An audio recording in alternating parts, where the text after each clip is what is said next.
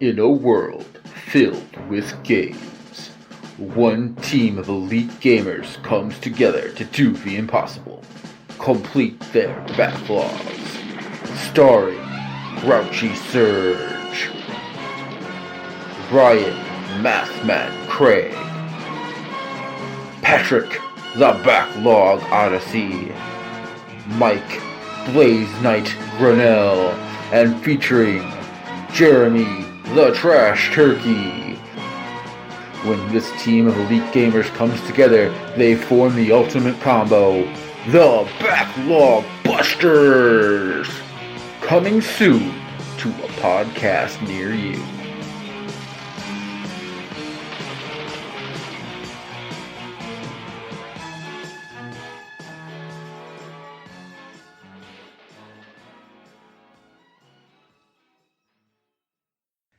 It must be Wait, something. we can take snapshots. Did you know that? Watch this. Whoa. Well, now, oh, that's an ugly smile, man. Can that not exist? I don't like that picture of me. Well, it won't be used anywhere. Don't worry. Yeah, I won't. Okay, Rad. So is it just going to be one of you at a time, or? I heard Mike, What? too. I'm here. Oh. So he in is? order to make this I just work, don't see he's him. on my phone and I'm on my laptop, both through the same account. Oh, okay. Oh, okay. I have no idea how to begin this week's show. We were supposed to use my phone, but nothing wanted to work, so technical difficulties, and then we figured it out. That's And We then compromised. Alrighty, so.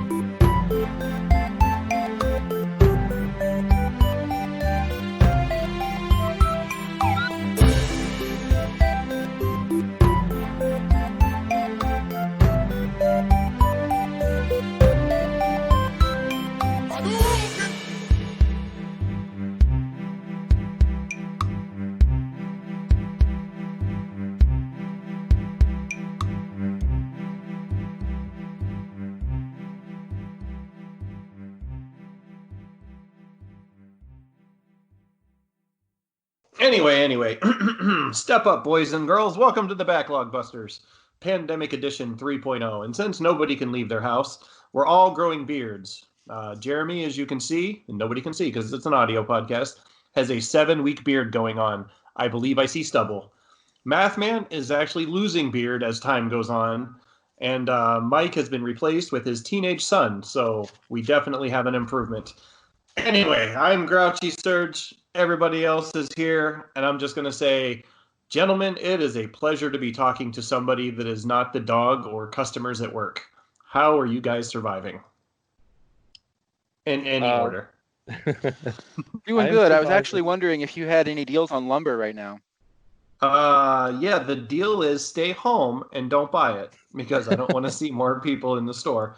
We actually just, as of 4 p.m. today, so 3 hours until we close, we had our first $1 million week in the store. So, yeah, $1 million sold as of 4 p.m. The lowest day was 133,000. And those are normally reserved for, crazy shopping, holiday, like ads, Black Fridays. We reached like 189 or something like that. But we've been hitting 140, 160, 160. And then we had that like $133,000 day in there. And it's disturbing and scary all at the same time. But we hit our first $1 million week, and I guess that's something to be proud of. So You Can know, I ask? Clorox wipes are pretty expensive, and I'm sure that that's pretty much what everybody's getting. I mean, you got to supply the people, Surge. The Uh, Clorox wipes, yeah, but the they're Lysol problem wipes, is they're other after the wipes, first week, they're we were lumber out of wipes. all of our wipes. Mhm. Clorox, Lysol, but they were all gone. The only thing we have now is water, and nobody wants to buy it. So everybody's buying like pavers and mulch and flooring and cabinets, essential things, projects to work on. So the wife doesn't kill you, I guess. Yeah, I think that's probably what it is. Or actually, mulch might actually be a good mask material. Maybe a fibrous material that you could use in making your homemade masks. But don't try that at home, unless Or it's cedar because it'd smell good. I There don't you know. go. yeah, What's up, Tom? or it'll just give you a place to hide a body in a backyard. Put some mulch over there, grow some grass. I don't know. But I'll You stop never talking really now, and have you enough guys can let wood. me know how you're doing.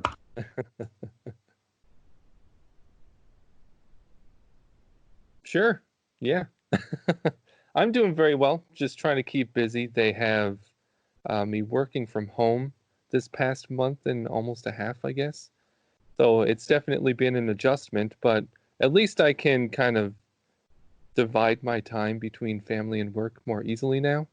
And I can take more breaks and walk away from the computer if I'm feeling frustrated, things like that. So in a way it's a blessing. In another way it's definitely something to get used to and not always easy. So it is nice to sit here, talk video games, try to forget all of that. And because gentlemen, we'll let Dom go first, second, third. Dom, introduce yourself. Hi, I'm I. This is a cold start. I'm sorry. Hi, I'm Dom. Blaze Knight's insufferable teenager. I I don't know. Should I just like say what I'm interested in? What you should do is tell us how you're dealing with the whole pandemic situation. Oh, I hate it. Like more than I've hated a lot of things. And why is that? I'm a pretty social person, so I normally like thrive off of other people having a good time and like just being alive. And like I have a great family, but like you can only see so much of the same person for the same this extended period of time, and you kind of go a little crazy. That's why I I'm think so many people.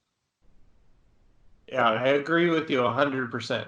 I still work and I still have to go out there, but I love my family, but it's nice to be able to talk to other people every once in a while. And because you guys were talking about it before we started recording, I'm really interested to hear about this Mega Man Maker Mario Super Mix 3D World Land thing. The deluxe Yeah. edition.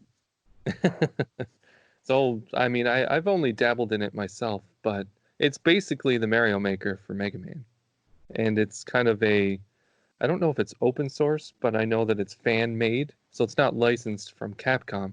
And they've taken pretty much everything about Mega Man and made it into a Mario Maker style application. And I think they've also had uh, they've added things that don't exist in the Mega Man universe, or at least officially, and that kind of makes it interesting as well. So then my question is, since with Mario, you have what is essentially a kid-friendly, family-friendly, mostly easy platformer where people like Mike get together and crack their heads open and design evil, satanic rituals that'll make everybody want to break their computers by dying unless you happen to jump on the happy horse at the right time and bounce off a spike and then jump into the lava or whatever it is. Either way, it's maniacal. So for the Mega Man Maker, does it have like an easy mode and everybody's like, hey, let's just get through the level without dying today? I No. I do know that my son likes to go in there and throw as many bosses in as he possibly can, and then say, "Hey, Dad, why don't you try this level out?" Of course, he does that in Mario Maker as well. So you're gonna have to send me the link to it. I will have to download it and play. I'm assuming you can go on there and download other people's levels and stuff like that. So I'm really curious to check it out, even though I don't think I've beaten a Mega Man game since 3.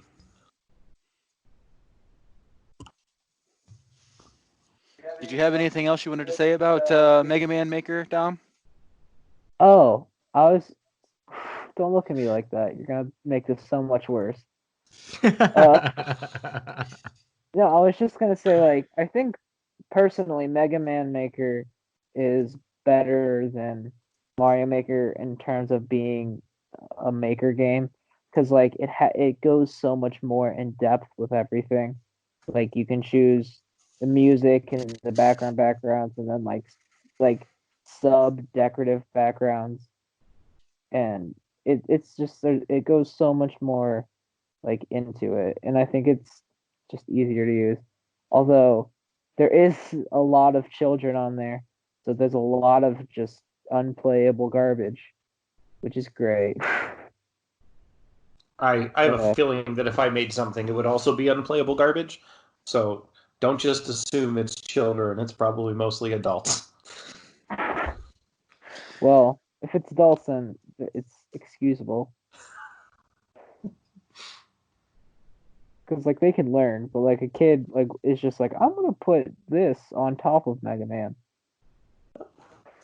So you're telling me children never learn? Is that the gist I'm getting here? No, I haven't talked since the age of 5.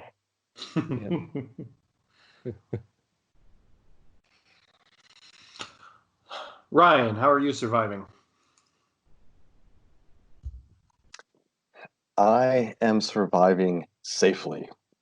I'm doing my best to stay away from people, and it's working out so far, except for the people in my house. Can't get away from them. And I've also been going out and taking some walks, even though it was about 86 degrees and 80% humidity this afternoon. I figured I would still go out and do it. I tried going with my kids, and they lasted for a little bit, then they complained. I took them home, and I went back out. I said, hey, I'm going to go, I'm going to walk. And it was hot, but it felt good. You know, just getting out there and doing stuff. But yeah, and going back to what you were saying, Patrick, about having to work from home, that's all I've been doing. I had to give a test today, or I had to give a test this week, and had to trust that my students were not going to cheat, because there is no one there to make sure they're not cheating, which is really frustrating. And it's probably going to continue that way until sometime in the summer, because I don't know when the buildings are going to be open for us to return to work. yeah, that is rough. That's what I'm doing. Yeah, that is rough. And I know that I've heard so far that the governor of our county has extended the stay-at-home order until the end of May. That means our college is not opening until at least then. But you know there's going to be a transitional period of a couple weeks before anybody sets foot in that building. So we're thinking like, you know, at least through June before we even set foot back in on campus. So Well, the previous statement had been that they were going to reopen the buildings on May 4th. But then I got an email from our chancellor that said, well, we're going to push that back to June 1st. And at least for my classes, and part of this was the decision of my dean, we're going to be online at our center until the end of the calendar year. So all of my summer classes, all of my fall classes are going to be online. So that's just going to be interesting, especially for someone like me who really thrives off of that one-on-one, face-to-face communication with my students. And now it's just relegated to not. You know, in case somebody happens to show up to one of my virtual office hours. Other than that, I've got nothing. I'm really missing those interactions. So, you know, just phone conversations or, you know, Skype calls with, you know, you guys, or even, you know, yesterday I had a 2.5 hour conversation with my sister, who I normally don't talk to, and kind of came from playing Animal Crossing, but then we just talked about other things, and it was really nice. Well, I mean, the good news is if anybody goes on the internet, my mayor wants to open up the city as test subjects for the world. Did anybody happen to see the Carolyn Goodman you interview? guys, everybody's a carrier anyway, Serge. Just open it up, dude. Come on. I mean, 40% of people that are tested are don't have symptoms, asymptomatic, whatever you want to call it. They're 40% of people. You're fine. Just get out there, okay? Herd immunity. Heard of it? Get it? Well, thanks for Herd the pep immunity. talk, Uncle Trash Turkey. I don't know. I like that sorry. concept. You know?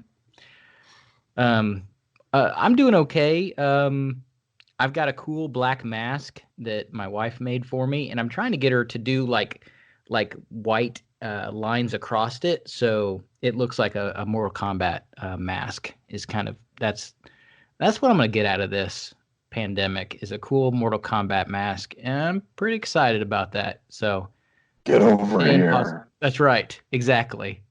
Yeah. By the time they let us go into public without masks, I'm gonna have like 20 of them. I have a friend in Pennsylvania that sent me a Pittsburgh Steeler mask. I have the crappy cloth masks that work gave us, just black. My brother sent me a bunch of the N95 masks because he works in a facility like with heavy machinery that they have to wear them. And then I've got people sending me like Mario masks and Deadpool masks, and so I'm going to be really stylish. And then this is over, and I'm just going to have like masks hanging on my wall or something, I guess. You know, it's going to be the new cool thing that all the kids are doing. You know, who's wearing the Gucci mask? Who's got the cool Coach mask? Who's that's who's going to be balling next. with the? Yeah, I mean, retro games. I mean, everybody's going to get into it. You know who's going to get into it because they don't get into video games? That's Konami. Konami's going to be all over the masks. They're not going to make a single game, but they're going to make some awesome masks. So get excited about your Contra mask. It'll have the Konami code on it, and it'll be cool. So wear it, keep yourself safe, and get some extra lives. That's what it'll be called. Do you think they'll do a retro mask collection? Oh, Like put 'em absolutely. in this box or something? Mm-hmm. Yes, It would have the Konami code, one button on each mask, and then you could have the people line up, and they could rearrange it. You know, they can try different things, but ultimately you would stand in the line in the right order, and you were granted immunity. Don't gotta worry about nothing after that. That's true. I mean, you get 30 lives. I can go to work. I mean, for multiple years on 30 lives, I should be really safe. Unfortunately, those extra lives that you earn are about as powerful as those you get from Contra. You know, somebody touches you one time, Surge, you're done. Oh, that's true. I'm going to have to get a spread gun. Yeah. Now, okay, we've gone off the rails, but I could really go deep into this this thought of like, would you choose like 30 lives Contra style, or would you use like your normal life? Like, which do you think you'd choose? Go. I'm pretty certain. I'm pretty certain that I'm already on the Contra style. However, if somebody were going to shoot me, I'm fairly certain Contra style or real life style. One bullet's going to be all it takes. So okay, yeah, I'm going with Contra. Okay, this is a bad. Well, no, because if you go Contra rules, then Grouchy, if your son comes into your room and he's mad or whatever, and he like punches you in the leg, that's one life gone. Yeah, this is not a good idea. If dog bites you, you're done. Yeah, but I think even grazes you, like you pet the dog and you've lost a life. Like you make any physical contact with anything, and you're donezo. Konami. Yeah, but I don't know. You also get that. You also get that moment then when the robber shoots you, you just get back up like, yeah, I got like 25 more left, man.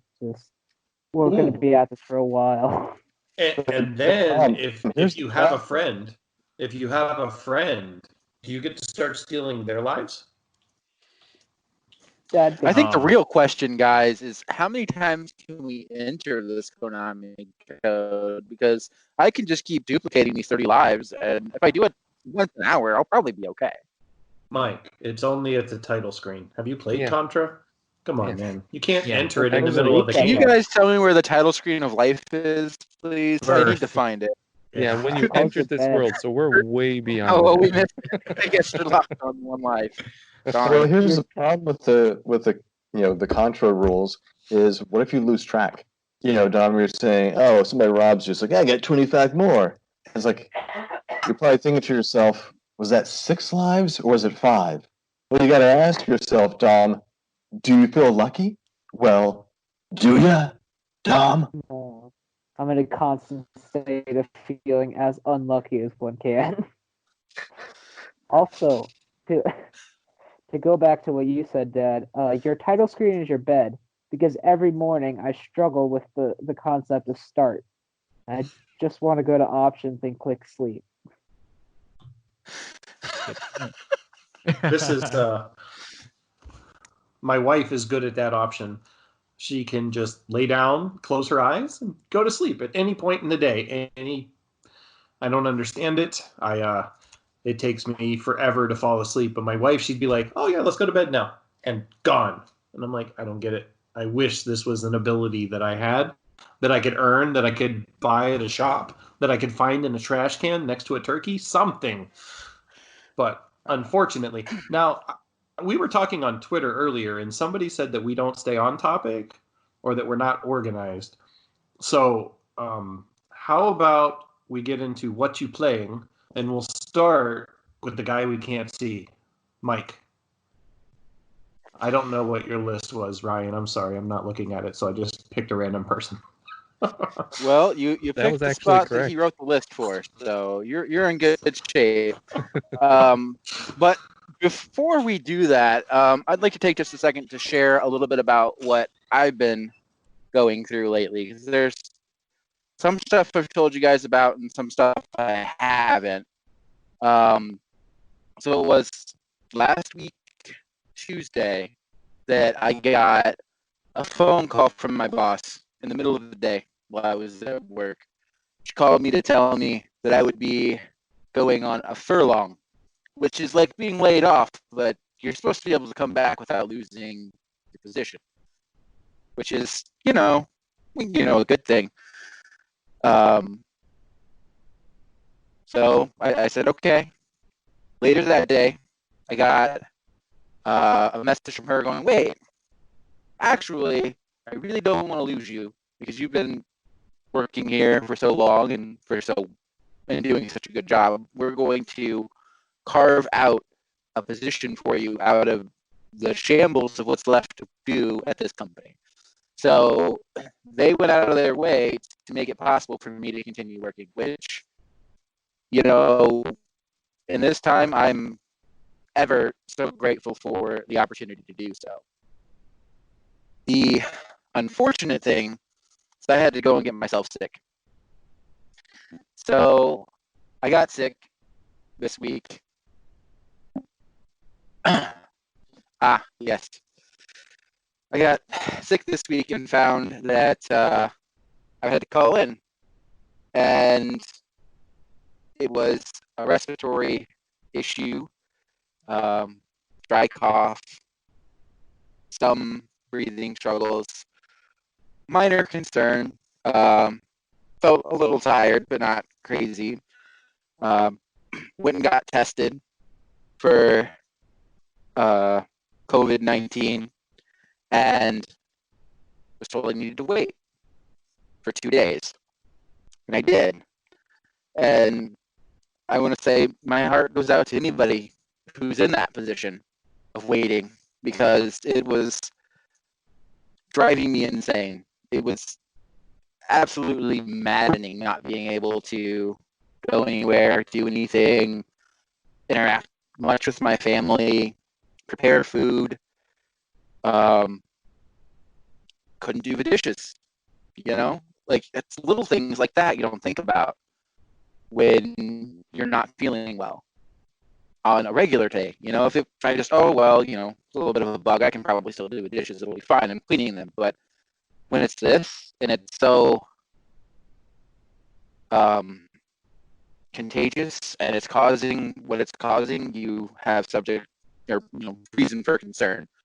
But I found out a single solitary day late that I am negative, thanks to goodness, for COVID-19, and it's the biggest relief in the world to know that that's, you know, the way that it is. That I'm not a carrier. I'm part of that 60% turkey. So, yay me. Anyways, on to greener pastures. What have I been playing? Well, I've played a lot this month, with a little bit of extra time. About 10 hours per week I was short, plus all this extra time for being sick. I tackled 3 small puzzle games, finished them all. Raid was the first one, which is a really interesting game. Definitely a unique puzzle platformer. And from what I understand, it's a pretty early entry into the indie series, like the indie genre. So if you haven't checked that out, I highly recommend it. But unfortunately, it just left Game Pass, so, or maybe it's about to. By the time this airs, it's probably gone. So that's not going to be an option. Another game that I tackled was Old Man's Journey. Now, this puzzle game is still available on Game Pass, and it's all about the journey of an old man, and the puzzle mechanic is manipulating the hills so he can jump between them. It is a really silly puzzle mechanic, but it works. And the story, I mean, without words, does a great job of telling a fantastic narrative.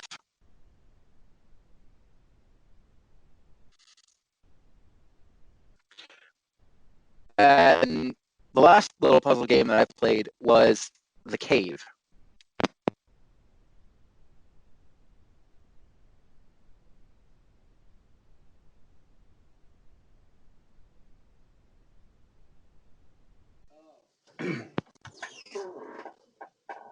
Sorry, Dad's having mic troubles.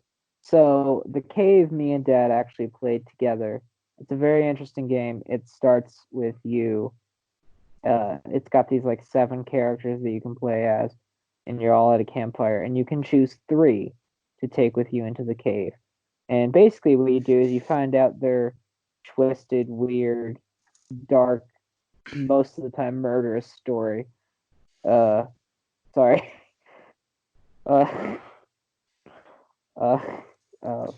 Crap. Throughout the course of the game, that's what you discover. And then your action towards the end of the game help you to determine which ending you get. So you can get a good ending or you can get a bad ending. Now, Dom went through one single solitary playthrough with me, and that was a lot of fun. It's much better co-op. But I played through with everybody multiple times and tried to get all of the endings. Short, easy, fun, worthwhile game if you can figure out all the little puzzles. The problem with replaying it, though, is that you have to go through a lot of the same puzzles over and over again. So it does get tedious to get all of the endings. So, Dom, what else have you been playing? I've recently beat Fallout 4, which I've been meaning to beat for a very long time. It's it's like one of the first games I got for my PS4, and one of them just left. It was like I just most of the time would just mess around in it because I like doing that. But I finally beat it, and it was really weird and interesting. How long? One question. Well, 2 questions. Is this your first entry into Fallout that you've played before? Because the only one I've extensively put time into is 3, and curious how long it actually took you to beat it. Like, how many hours do you think that was? Oh, how many hours? Probably too many. I don't know. I'm not good with time. Guessing stuff. Oh, 50, I would say. I took a long time because I tried to do as many of the side quests as I could find, and I would just walk around discovering new places. And I just like because there's this really cool element in Fallout 4 at least. I don't know about the rest. I'm sorry. Uh, it feels like every time you walk into any place, even if it doesn't have a side quest, even if it doesn't have anything interesting, you're uncovering the story of what happened before the war. Because you can read these terminal documents and like just the actual notes, and it's just like it feels like there's so much history before you were even walking around, and I just think it's super fun. The one thing that I love about the Bethesda games is that they put a ton of lore in there that you have to uncover yourself. Like you said, if it's books that you're reading or if it's just stuff you're finding. Like I said, 3 was the only one that I've played and beat. I know that was on the 360, and the only reason I know how long it took is because the game kept track of that for me, and it was 100 hours. That's what I put into that game to get my 1,000 gamer score. I did use a guide to collect the bobbleheads. So the only thing I would look at is like where to go for the next one. And then I would just wander off in that direction, run into some towns or some trees, look at a math man being confused. Um, and so I love the backstory. I love the lore. And I don't know, when 4 came out, there was just something about it that I couldn't get into, but it's definitely a game I want to go back to because I really enjoy that post-apocalyptic. I like collecting Nuka-Colas, and by the end of the game, just having a fridge with like 800 Nuka-Colas because you're not selling them because you have enough money and power armor for anything else. But I love Fallout, and I really want to try Fallout 76 now that they added single-player components to it. Is that something you're interested in getting into, or? Yeah, actually, I didn't really. This is gonna sound a little harsh. I didn't care at all about it when it first came out because my immediate thought process was like, you went from 4 to 76. I don't know what's happening. I don't know where you're gonna go with this. And then I saw it was like a battle royale, and I'm just not really that into those. But I have heard recently that it's got a lot of like single player stuff, so I would play it because I love Fallout 4, and I'm assuming it's similar. I hope they have, and I know they wouldn't, but one of the biggest pet peeves I have is like uneven character design, and the Pip-Boy is gigantic, and it just makes your character look so ugly because none of the clothes you wear are complete. It bothers me so much. So I hope they have like an invisible Pip-Boy or something.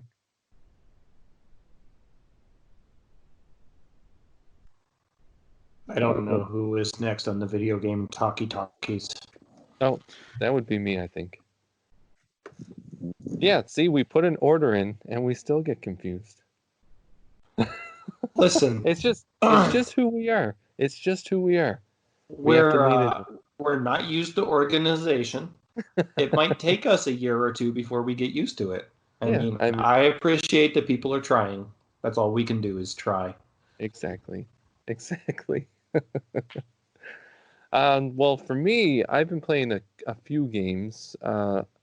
Recently, I completed Sekiro on the PlayStation 4, which is kind of one of the more recent games from Software in the Souls, Bloodborne style of games. I have a question for you. Oh yeah, Why is it called Shadows Die Twice? that's a good question. My assumption is you're a shinobi, basically a ninja, who is a shadow, because they're mysterious and cool. And you die a whole bunch, more than twice, so that is an inaccuracy in the title.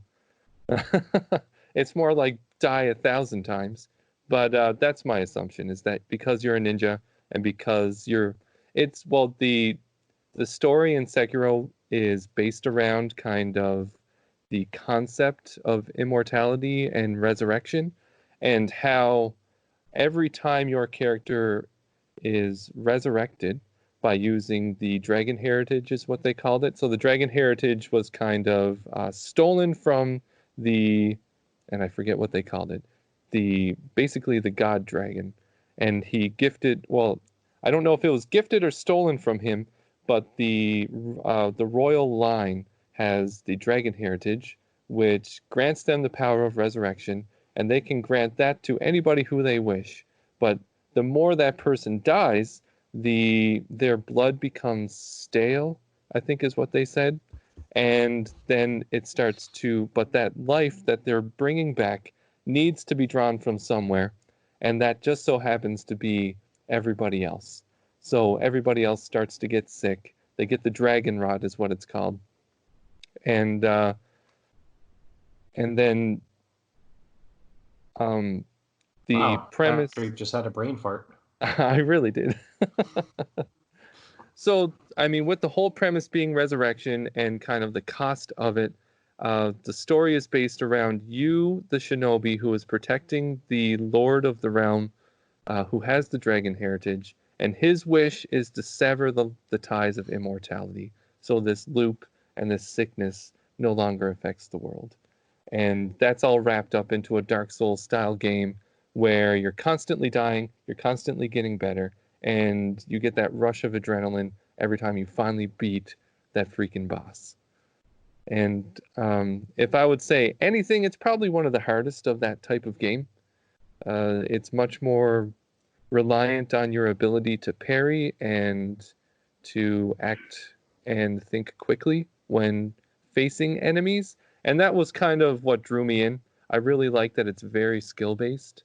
Unlike Dark Souls, where you're holding up your shield and you're waiting for openings, it's more like you being aggressive and deflecting enemy attacks. And as soon as you wear them down enough, then you instantly kill them with your finishing moves. And it was a very cool game, very intense, but I really enjoyed it. Have any of you ever played a Souls game of any denomination? I have played some Demon Souls. Okay. PS3, the one that, before they came out with Dark Souls and started all that. Mm-hmm. So my problem is I thought that I would get better at the game, which did not happen. So I'm lacking something there. And I believe you've played it, obviously. So they have that beginning boss that you're supposed to die to, but he is beatable from what I'm told. And I wish I never would have heard that, because then I kept trying to beat him. So I probably put 15 hours into just trying to beat him at the beginning of the game. Start over, die, start over, die, start over. And the actual game, I've probably only played like 2 hours of. But I was coming off of maybe God of War 3 when I went into this game.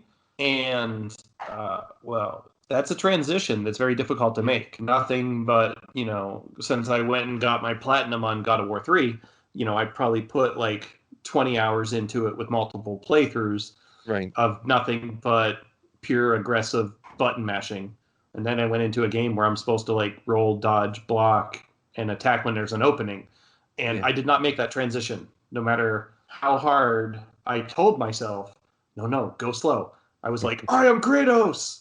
And I was not. I was not Kratos. Oh, no. So, no, you certainly don't have the resilience that Kratos has in those games. Yes, but it's one of the games that I want to go back to on the PS3, because I really liked it, and I don't feel like it gets enough love since Dark Souls gets all the love.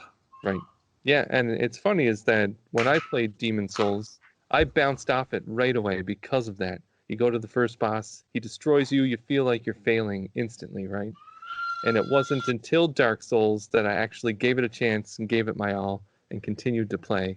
And like you were saying, it's a very different play style to something like God of War. You really need to take your time, be patient, wait for openings. And you have to realize that boss fights can take you 20 or 30 minutes because of that, where it's not anything like that in something like God of War. And I mean, the next game that I play kind of takes a different approach after that. So I went from Sekiro to the Resident Evil 3 remake, which is a very different game. And although it's not as action oriented as like the later Resident Evils, it's obviously a remake of one of the classic ones. It's really cool to go back to the world of Resident Evil 3, just like it was with the remake of 2.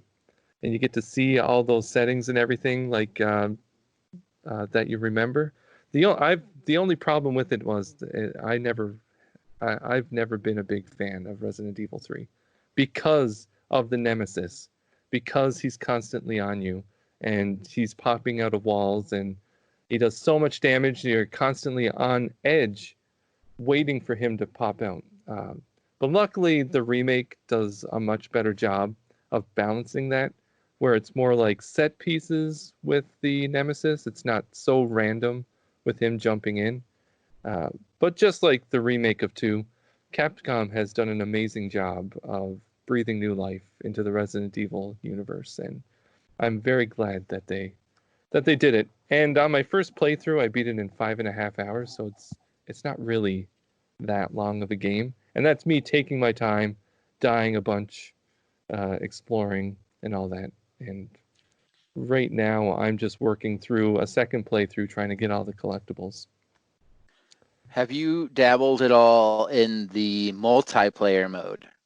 So I was quite pleasantly surprised to see that the multiplayer game came with the Resident Evil 3 disc.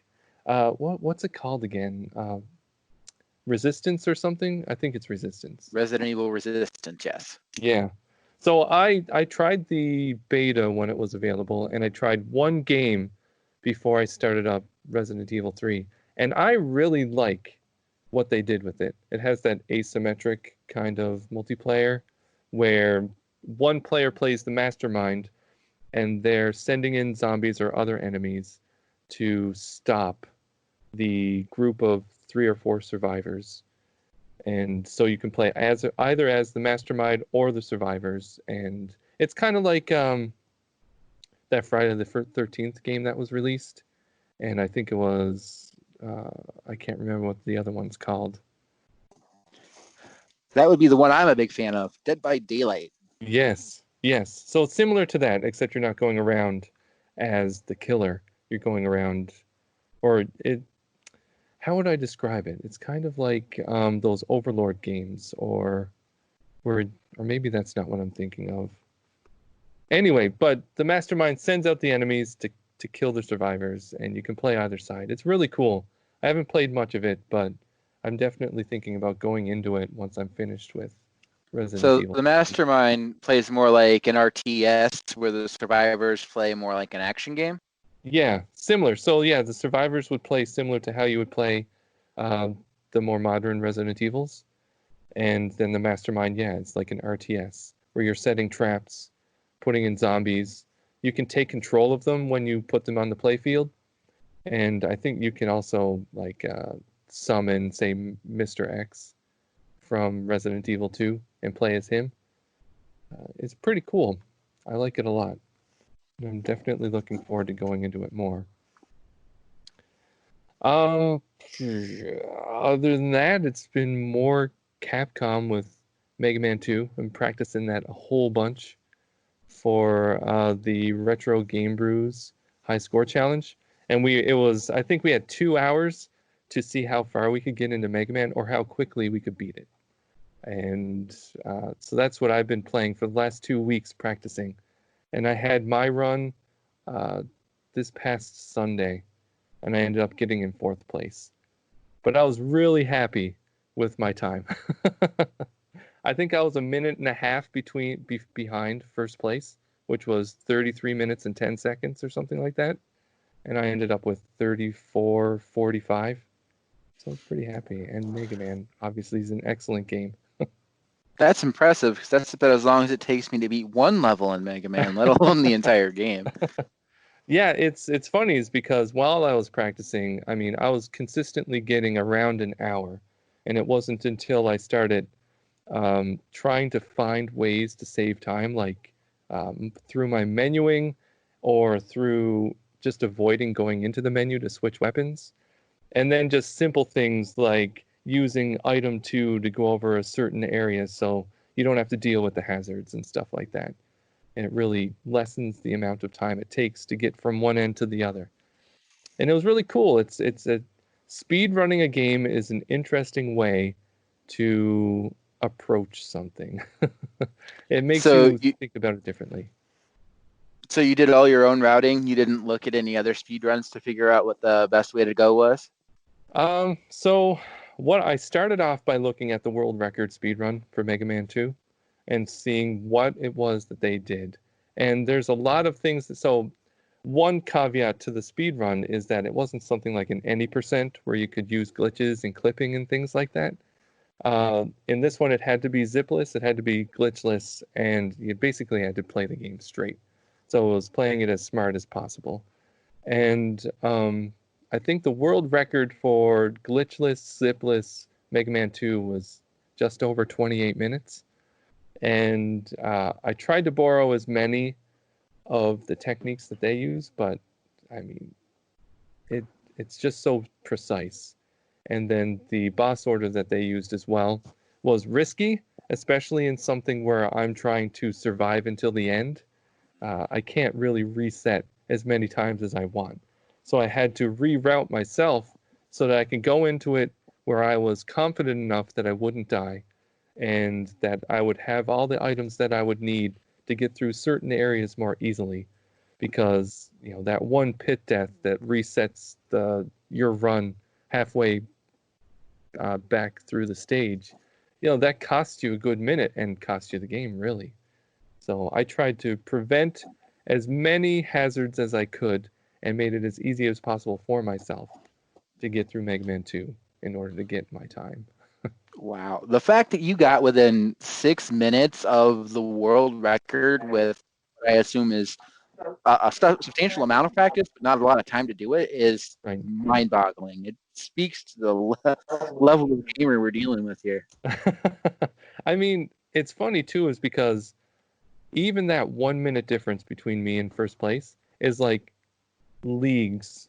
It's literally like 1 minute could be, you know, the other side of the world, honestly, because it's those not simple but minute time saves that make all the difference. And sometimes those time saves are too complicated to reliably do in a marathon setting, if that makes sense. But I'm pretty happy with it.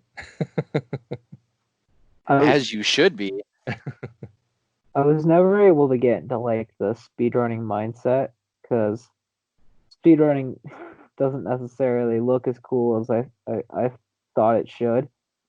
So, because like in my head it was like, well, this will be cool. This will, I don't know. I'm not good at like, I already said I'm not good at like figuring out time stuff. So something that I think is going really fast and saving me a lot of time really took me like an hour to do. So Yeah, I mean that's really where practice and research comes in, because I mean obviously you could try to route it yourself and figure these things out yourself, but people have already done that for you. And then watching the best of the best do it will give you ideas of what's possible, and then you could try to attempt it yourself. But Yeah. I mean, because I could beat Mega Man in 35 minutes, or I could do it my way and beat it in like 6 to 10 hours. right. Exactly. I mean, most people want to go through a game casually. The fact that I was going into a tournament, I mean, typically I wouldn't be trying to do this in a game like Mega Man. But, you know, it's fun. It's fun to challenge, and it's an interesting way to approach a game. It makes you look at it differently. And kudos to all those speedrunners that find these things. I don't know how they do it, because it was tedious enough practicing it for the last 2 weeks. I can't imagine being so dedicated to a single game for years. Yeah, I mean- told my kids, I said something about at dinner. They said, you're good at games. And I was like, I'm not good at games. Like, I was like, Patrick's good at games. He beat a game in like a half an hour that I can't even beat one of the robot masters. So, I mean, there are people that are good at games. Just because you like games doesn't necessarily mean that you're good at them. So, and that's okay. But yeah, I was like, it's impressive. It's impressive, Patrick. Thank you. I mean, lots of practice, like anything else, right? Lots of That's right. practice. But other than that, I mean, I'm currently playing Piku Niku, which is an interesting Metroidvania style game. Really, really quirky. It's one with the tall legs, right? Yeah, and it has weird animations, and I'm enjoying it. My son thinks it's hilarious, and that's why we're playing it. Sounds seen- sounds good. Yeah. Never heard of that in my life. Yeah, that one is new. I think they just recently put it on Game Pass. Very quirky, quite fun. It's like a really simple Metroidvania style game, and I'm really enjoying it.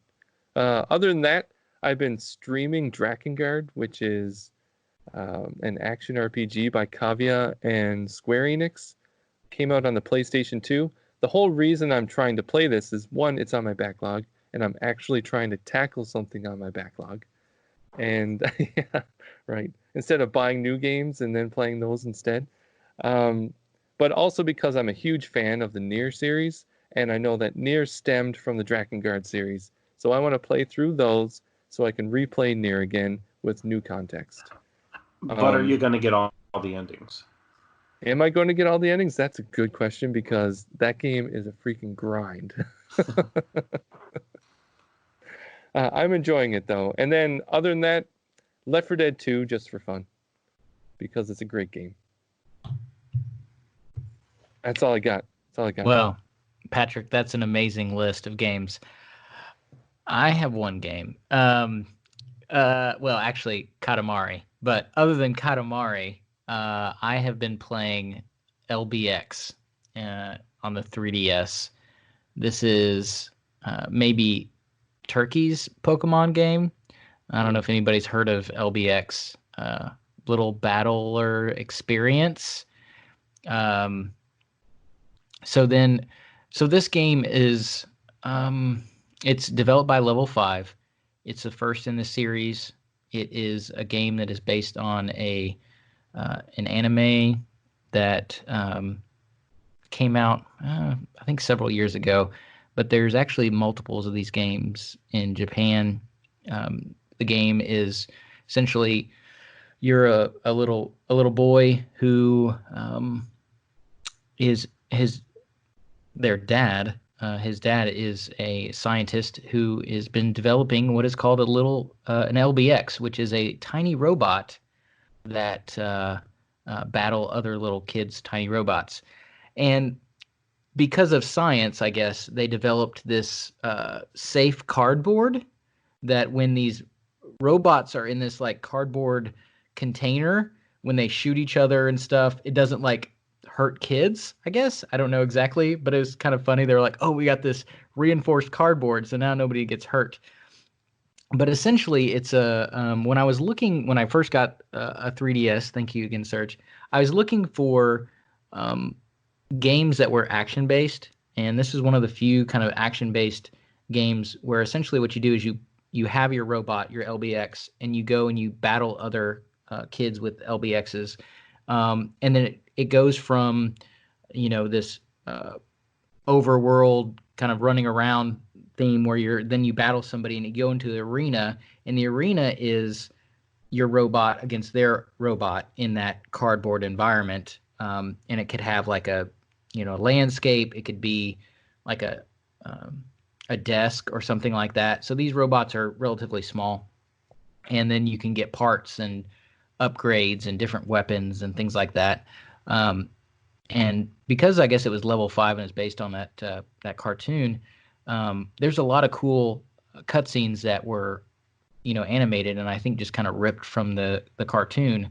And so, I really enjoyed it so far, and my kids saw a little bit of it, and they're like, "Are you sure this is a game and this isn't a cartoon?" Because it was, I mean, just stupid long cutscenes, all voice acted, really, really well animated, and it's a fun game so far. I'm not really far into it, and it's very, mm, you know, it's what you would expect from a Saturday morning kids cartoon, but I'm cool with that, and I think it's pretty fun because the action is more real time. So you go around the battlefield, and you can equip like an axe on one hand and a gun in the other, and so it's pretty cool for a 3DS game. I think it was a little late in the 3DS life cycle.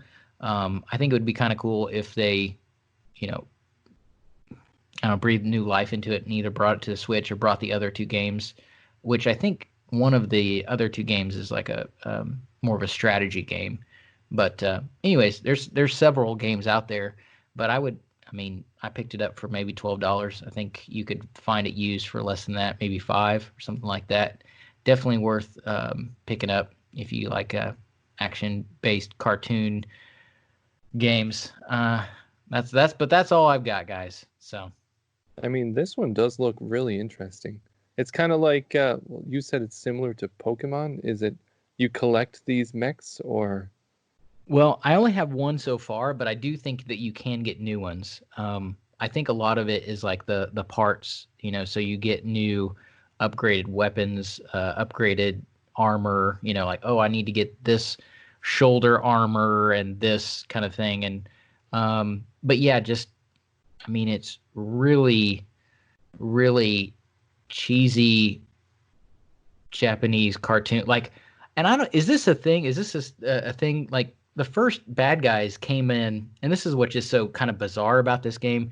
So, your mom doesn't want you to have an LBX, and then all of a sudden she's like, you're old enough, you got this. And then these bad guys because the LBX you got was from this woman who was, running out of a facility, with this case of the robot, like, this is the special one, you were the chosen child. And so you get this LBX from this mysterious lady, and then but the bad guys are coming for you, and there's like 3 different bad guy goons that are all in like clown makeup for some reason.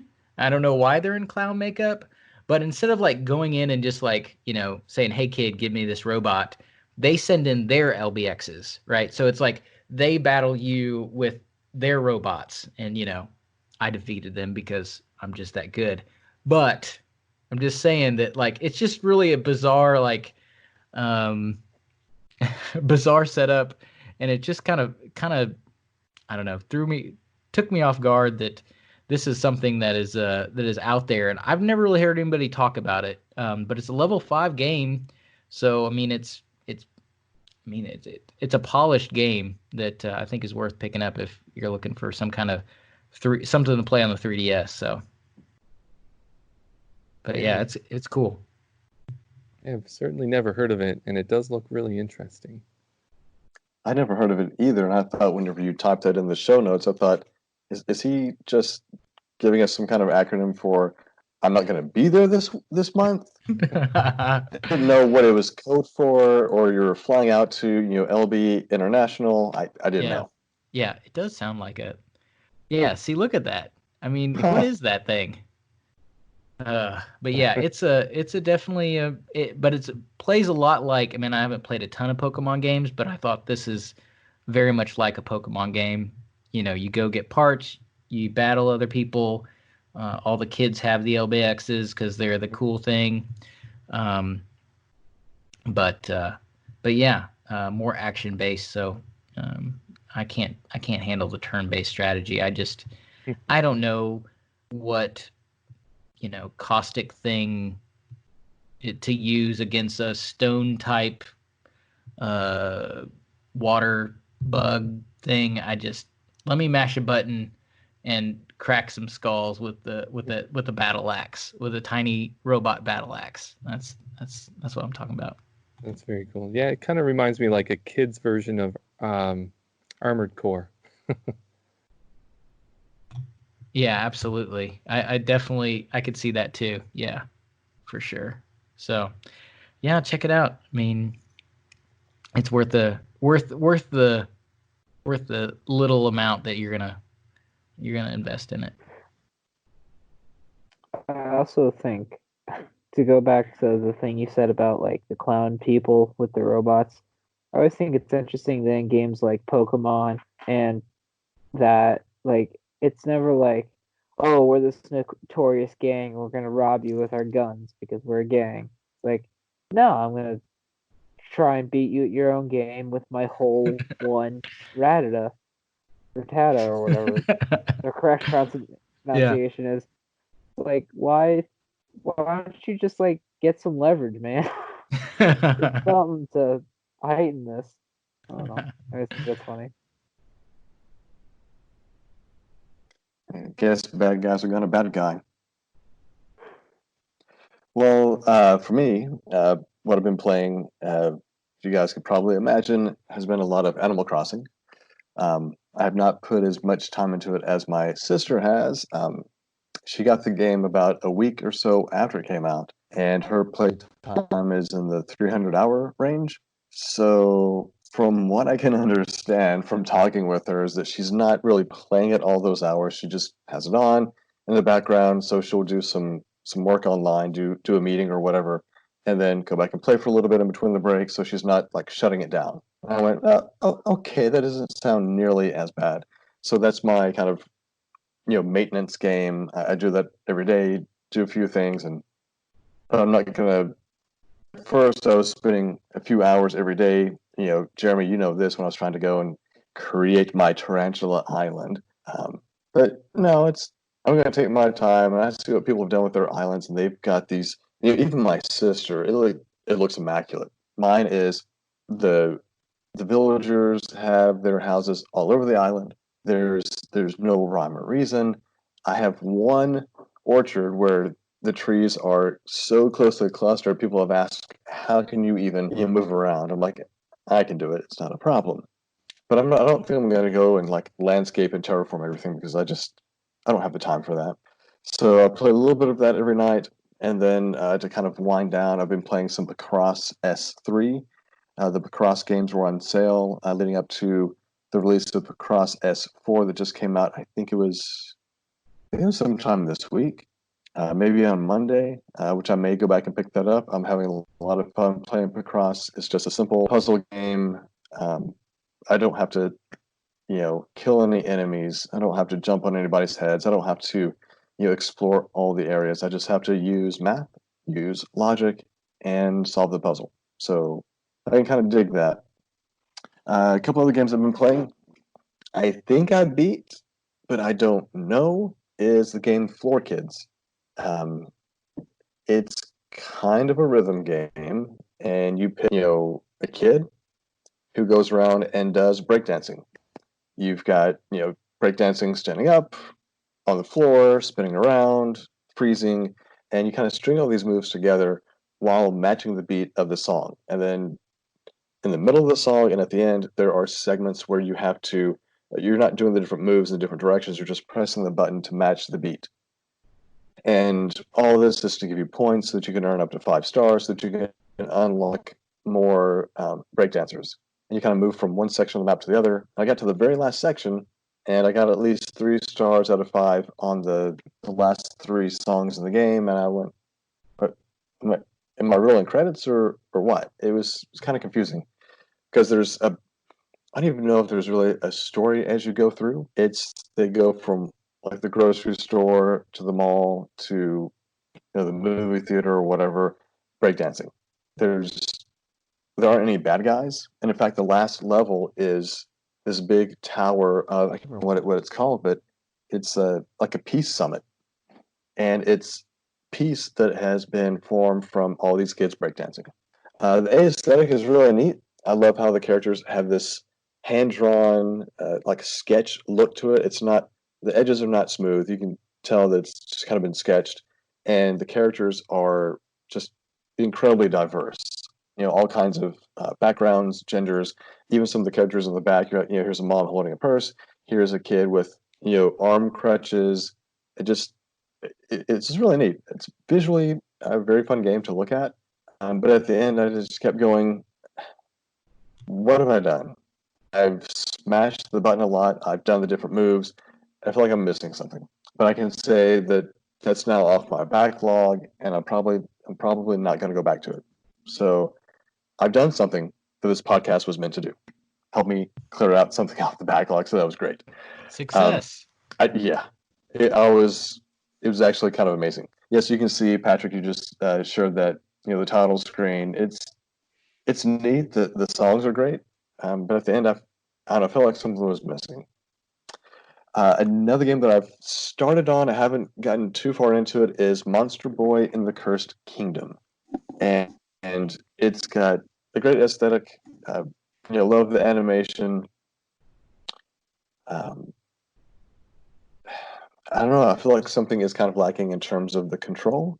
I know it's going to be Metroidvania, and I know I've got to go from one area to another, and eventually, change into different forms. So you start with just a regular character with a sword, and you're killing your enemies, and then you get cursed by your uncle who is tripping on some messed up acid, and he turns you into a pig. All right, and so the pig can go and sniff out certain areas. He has his own special abilities, and you can't use the sword. You can't use any of your other armor, and you've got to make your way out of that area to get to a new area, and so on and so forth until you change into something else. I think there's a lion and probably a dragon. That's just kind of the theme for the Monster Boy games and the other games in the series. Again, it looks really nice, but there's just something that is a bit off with the platforming and with the control. I don't know what it is. I just can't quite put my finger. I don't know if the character just slides a little bit too much. But I'm going to spend some more time on that. That's also one of my games on deck for this coming month. And the last game that I've spent any appreciable amount of time on is Conduct Together. It's a game that retails for $20, but it was on sale for a single penny. And I thought, that's a penny. And it's a game that involves trains, and I love trains. And I don't know if it came from a mobile background. It kind of feels that way as you unlock different areas by getting coins. The premise of the game is that you control trains. You can stop them whenever you want to. They automatically stop at stations where they pick up people, and you have to guide that train to the correct colored stations. So if a lot of people that are red get on, you take it to the red station. If it's blue, take it to the blue station, and so on. It starts off with one train and then adds a second train as the levels go on, a third train, and then you have to deal with switching tracks to make sure that the trains don't crash into each other, to make sure they don't run into vehicles maybe crossing the train tracks. Fortunately, you have two different modes. You can do regular speed. You can do the easy, which just kind of does it at half speed, which I had to do on one level because it was just a bit overwhelming.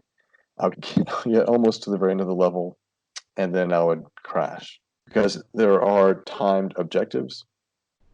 And so if you can meet it within a certain amount of time, you get 3 stars. If not, it's 1 or 2. And I'm the kind of person that even though I beat the level, I have to get 3 stars. And if you guys ever, I think the first time I really experienced that was playing Angry Birds. You get the 2 stars, and you're like, yes, you know what? I bet I was close to 3 stars. I'm going to restart this one. And so that's the problem that I'm having. And I know Conduct Together allows for multiple players. I haven't done that yet because most of the time when I'm playing it, it's 10 or 11 o'clock at night and nobody else is awake. So, yeah, those are the games I've been playing. And Serge, what you got? I have to learn to hit the unmute button. What I have is a hodgepodge of not a whole lot of hours. I started playing because it's free for a couple of months. I started playing off of the GeForce Now thing that's going on. I started playing Far Cry 5.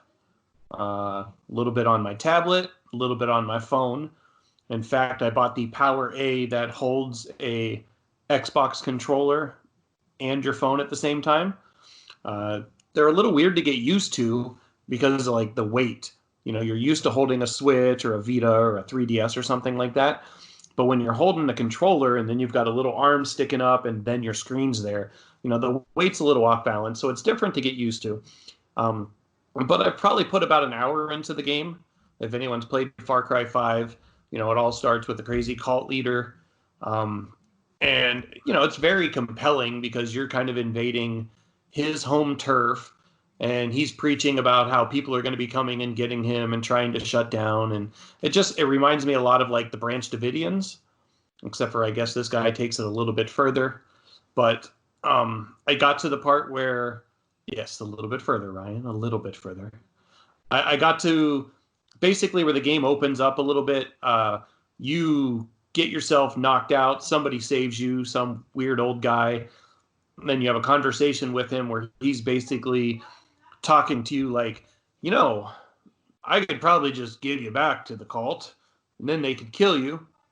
And then he starts going on and on about how he wants to like help bring them down. He gives you some guns so that you can go out into the world. And I've gotten a little bit of shooting in there, but pretty much the first hour or so was mostly story with a little bit of shooting and cutscenes in between. Not too bad.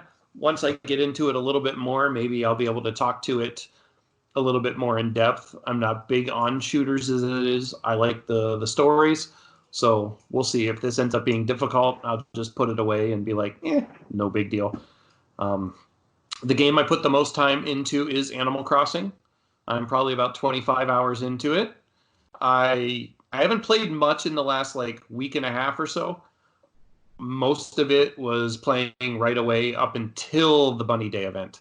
Once the Bunny Day event, I kind of like slowed down. I was getting eggs. I was like, it's not holding my interest the way it did. I'm still going on a couple of times a week and playing a little bit. And I've got some ideas. I'm trying to make like a nice little campsite instead of my house. And I really wish I could like have that as my house instead of like being forced to have a house and upgrade it to like progress with the story. Also, since the last time we talked, I have found out, which nobody actually said it, but you can roll credits on the game. And so to me, rolling credits is beating the game. So when I roll credits, I'm going to mark it as beat. Well, I'm still going to play it, but I'm going to consider that done because to me, in my 700 years of video gaming, the game is over once you roll credits. That is like everything else is post-game. So what about Final Fantasy 3/6? Never played it. Okay, you roll credits in the first 15 minutes. Oh, beat the game. I'm done. Oh. Yep. Well, now that I know that, agree. I'm going to go play the game. You beat it. Done. Symphony of the Night. So you beat the first castle, right? Have you beat? What about the Upside Down King? Wait a second. Spoilers. Wait. No. Technically, that's the end of Rondo of Blood. So does that mean that you beat that game too? Yeah, like in the first 30 seconds. Yeah, there you go. Yeah.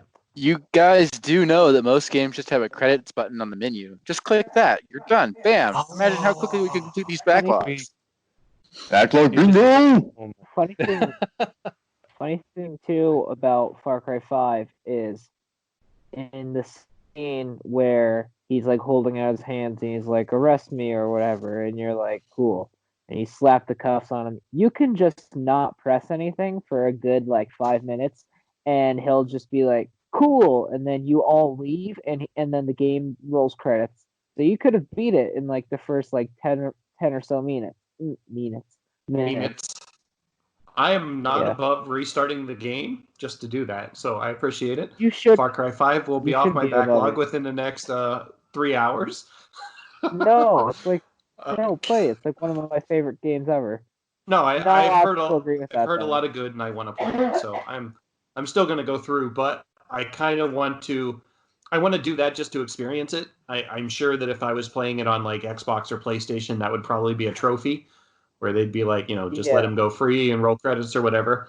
So I'm going to do that just to see what happens. But I am really interested in putting time into it because I felt the story that they give you at the beginning of the game was pretty gripping. Very made for TV or post-apocalyptic movie-ish, but I enjoy that type of stuff. So I definitely want to put some more time into it. And then after Animal Crossing, so other things that I've been playing a little bit of, because everything has just been a little bit. I played some more Borderlands 3 with Jacob. We keep playing a little bit of Borderlands 2. And then I've put about 3 hours into Final Fantasy 7. And I love the new visuals. I love the gameplay. I'm enjoying pretty much everything about it. I like the expanded story. And I'm not going to go into spoilers, but I like the introduction of characters in the first few hours of the game that weren't there originally, where like they never made an appearance till later in the game. And from things I've heard, I can expect more characters to be introduced when they weren't before. So I'm really enjoying everything I've done in that so far. The problem I ran into was that Jacob saw me playing it, and he wants to play the battles. So he wants to do the fighting. Luckily, it's very action-oriented instead of turn-based. So he was fighting some battles, and then I was doing the boring stuff, as he would say. Dad, can you stop getting these guys to talk? I just want to fight the bad guys. And what I decided was just to get him to start the game on a second profile. That way, if he's really going to want to play, because I want to do the battles as well, and I want to push the buttons, and I want to make the bad guys die. I don't just want to watch him doing it. So I started a second profile where he gets to play, and he goes through, and then like if it's a tough battle or if it gets to a point where he needs to heal, I'll take the controller from him, heal his guys up and everything, and then he goes back to fighting them. And I'll help him here and there, like if it's like a boss that like you have to use electricity in order to like kind of progress it or something like that. But he's gotten through the first chapter. I put it on easy for him. So he fought the spider boss, everything blew up, and he was very excited about it. But I have a feeling that as I play through this game, I'm going to have 2 playthroughs, which is going to extend my time considerably. I'll have the game that I get to play, and then I'll have the game that I'm playing with Jacob. But I really enjoy it because he's enjoying the combat of it. And, at 5 years old, we were playing like side-scrolling Mario or Pac-Man, whereas nowadays it's all action. And it really bugs me how quick he picks games up and how good he gets at these things because, as I've said before, I know when I was that age, like, I was, like, having trouble, like, just beating the simple games or progressing through things like Pac-Man that was wasting quarters. But, he can go through and beat games like Borderlands or Bulletstorm or, the cartoony action shooter violent games. Like, he's got these things like down pat. LBX.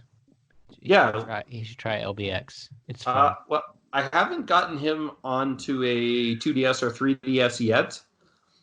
He found his brother's 3DS, but I think what I'm going to do is look for a cheap doorstop and get that and see, because I don't want him to accidentally snap the screen, which he's usually pretty careful with stuff, but it's a concern being that it opens and closes. So I'm thinking about trying to find a doorstop and then finding some, games that maybe would interest him. Obviously, something like Mario Kart, he'd be willing to play on that, but, maybe something like LBX as well. And other than that, I haven't really been playing a whole lot. Not that that was a lot anyway. But I did want to take this time, because we didn't have it in our show notes, to bring up that one of our listeners, Tremua or Kevin Humer 28. He sent me a message. Yeah, that guy. Tremor. He sent me a message and he was posting some screenshots and stuff out there. He's been following along with Backlog Bingo. So I just wanted to, the message that he sent me is He posted a bunch of finishes. He beat Doom Eternal, which he's using as his gamer's choice. He beat Rage 2, which is a game that was released in the last 3 years. He's beaten Dead Space, which is a horror game, and he beat Mega Man Zero, which is the game that starts with M. So he said he's looking forward to just going through playing this year and blacking out the entire card. But those were the screenshots and stuff that he posted just recently. And like I said, he sent me the message. So what I want to do is I'm going to have to probably print out a bunch of little cards for the people that are playing along so I can keep track of where they're at and stuff as well. Because, the first person that gets back to us with a bingo and with a blackout are going to get some sort of a prize. But I just I find it really awesome that somebody is playing along, and reached out, showing off the screenshots and stuff like that. Really warms me somewhere in the heart area. I know I have one. It's over here somewhere, right, guys? Anyway, that's all I've been playing. That's what he's been playing. And that's what you've been playing. Any questions? Serge, I gotta stop you there. I need you to take a second and think about the types of games that we had when we were kids. Okay, there's a reason it's called NES Hard. Those games were literally designed to destroy us. Games nowadays are designed to be easy, to hold your hand, to gently lead you through them. You finish games. You don't really beat them these days. Wow. Back in our time, it was a triumph to beat an NES game. I mean, look at Patrick. He did it in half an hour. Amazing. Mike, I think you have a point, because if you think about it, they don't make Game Genies anymore. They just made it for the old systems. We don't need them now because the games are so easy. We can beat a game on easy mode. Now, I mean, we don't really learn anything from that. We don't really grow. And you really have to wonder, did you even beat the game if you beat it on easy? I can answer that with an astounding yes. Yes, I did. The credits rolled. I beat the game. What more do you guys want? You clicked the option you clicked it in the options. You didn't really beat the game. I watched the game get played on YouTube. Well, what if a hypothetical person that probably doesn't exist, and we'll call him GOM Danell. Yes, go on. is not good at video games and cannot get past them if he plays on normal. Well, GOM, if you're out there listening to us, my name is Serge and I play on easy. And I have no shame. I play most of my games on easy. I love video games, but as I get older, I've decided I hate the frustration of dying a lot and having to repeat parts over and over and over because I don't have the time. And I really wish everybody could see what just happened. I believe I was just emoji shamed. Is that a thing? Can we sue? Can I sue? Dad? You won't get much, but you can. But no, there will be no suing of Backlog Busters. Okay. I'm sorry. But yeah, no. I play on easy all the time. Sorry if your feelings were hurt. If you would like to, we have an after show where you can just talk about your feelings, and we can make sure that you feel good about yourself. No, they're not. They're not my feelings. It's GOM Danell. You don't listen. Does anybody else feel like that Ryan was just making fun of my fireside chats where we talk about our feelings? Oh, no. I'm talking about after show stuff where everybody goes and it's like, all right, if you guys need to release some of your emotions, stick around. We'll be right back. So, mind you, easily. He's talking about getting good and making fun of people that play on easy, but the game he's putting all his time into is Animal Crossing, where literally nothing is hard about it except for shaking a tree and finding the coconut that fell in the water. Okay, that's not true because sometimes there are wasps. So let me ask you this. That's real danger. That's real danger. Yeah, there is a trick to that, but if you stick around after the show, we can talk about that. But how about this? So There's a question that was posed in our Twitter discussion about games that have made us rage quit. Okay. Usually for me, it's talking about feelings in the real world. But if we want to stick to video games, let's talk about the games that have made us rage quit. Has there ever been a game where you said, I'm done with this? You throw the controller down, you stomp out of the room, and you're throwing a temper tantrum like you were 5. Parenting. So, parenting. Well, I have a few on my list because I was thinking about this. Like, I don't really think so. The games I've gotten upset about, but I've gone back to it, like Cuphead. I feel like every time I died, I'm like, you know what? That was my fault. And I went back and I did it again. I never really got mad at the game. It was just like I was really competing against myself. And I thought about a game that a lot of people hold near and dear to their heart. They think it's fantastic, and they have spent hours and hours and hours playing it with their friends. And I could never get into it because I suck at first-person shooters. And the game that I'm talking about is GoldenEye. I consider it good. Yeah, thank you. Thank you. You know what? I've got a friend named GOM who he spoke to me about that. And he said, you know what? You should get better at the game. I said, you know what? That is right.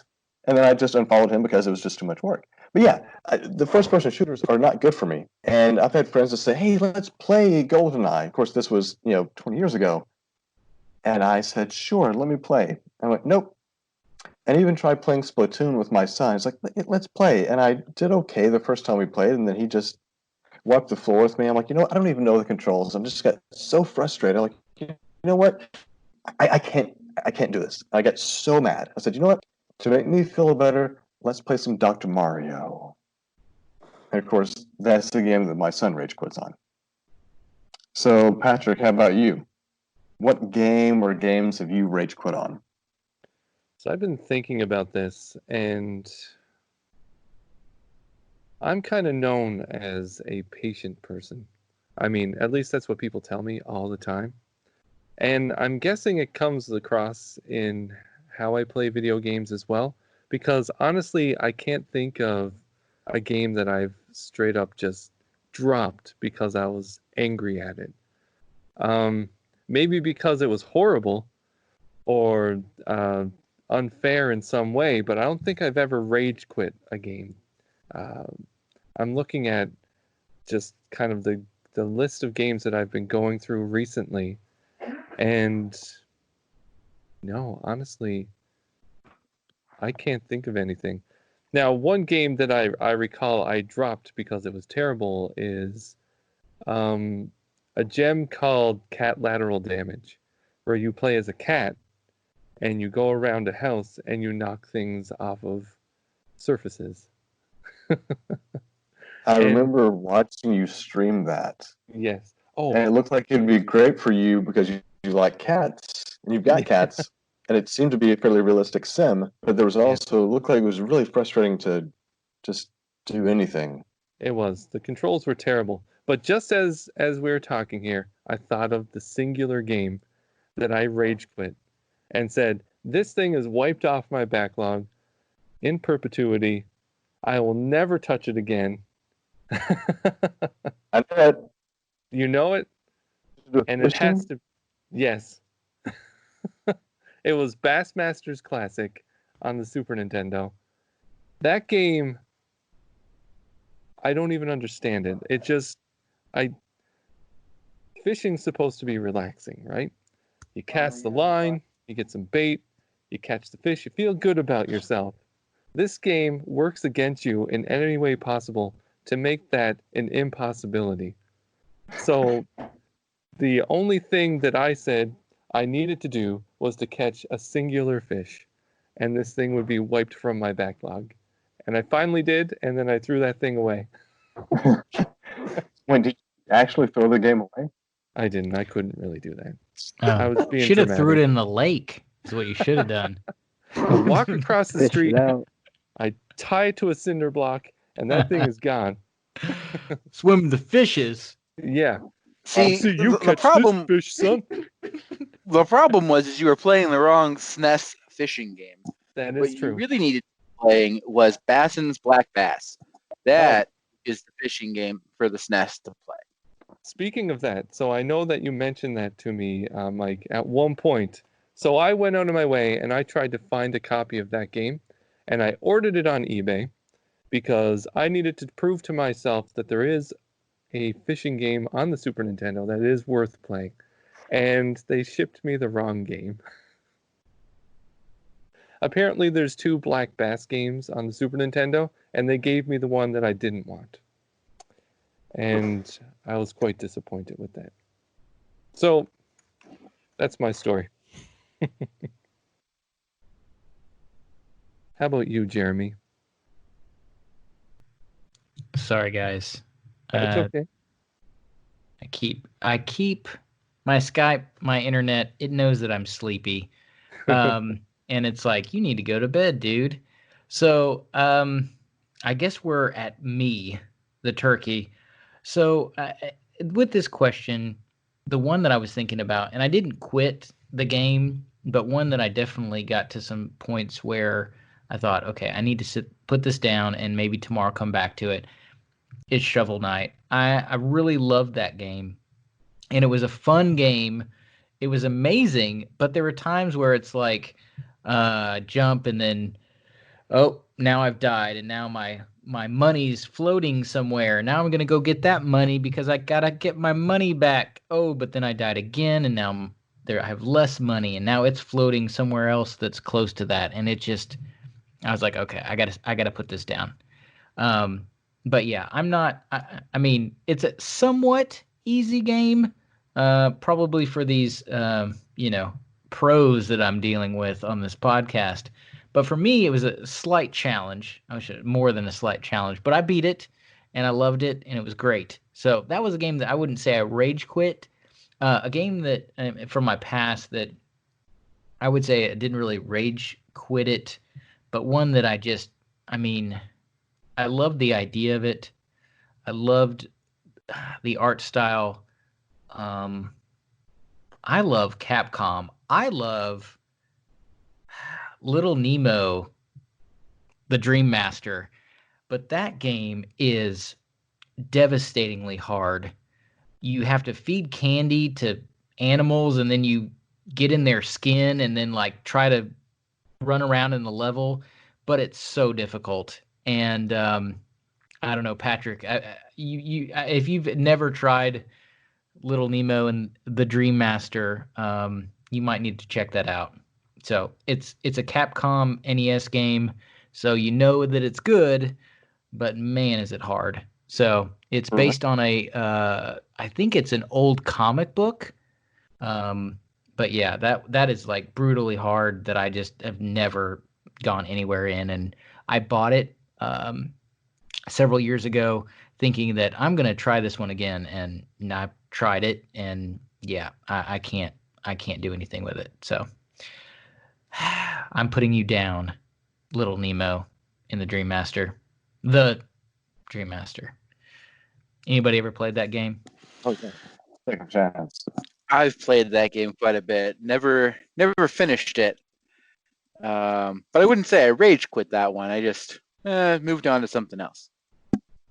Now, some of the things that I have rage quit on, if you can call it that, I've had my moments in competitive games like Dead by Daylight, where I'm just not getting good matches. I'm getting matched up with people who are a much higher rank than me, which makes it a whole lot of not fun to play. So I'll just, finish the match. I'm done for the night. I'll come back another day. But as far as games that I completely noped out of when it got to a point in the game, I have a list of 3. The first one was Dark Souls on the Switch when they put the demo version out. I played that for 15 minutes, and I decided right then and there that that was not a game for me. I put it down. I never looked back, and I think I'm a happier man for it, personally. Another one, a more recent one for me, was when I tried to play through, funnily enough, another game from the same studio, Armored Core 4 Answer. I just got to a point where I couldn't pass any more of the missions, regardless of what I did, and I had picked the easy option in the game, and it just I wasn't getting anywhere. It wasn't fun. So without finishing the game, I checked it off my backlog. I don't feel bad, but that one's done. And for a classic example, that'd be Final Fantasy VIII. Now, when I play games, I have a tendency to be a little bit of a completionist. I like to go the extra mile. And in Final Fantasy VIII, you can collect GFs, or Guardian Forces. And the opportunity to do so is usually pretty big. Well, there's one fight where you're battling against one of the main bosses of the game, and it's right at the end of a disc. And if you don't draw the Guardian Force from that boss, then you can't get it again until the very end of the game.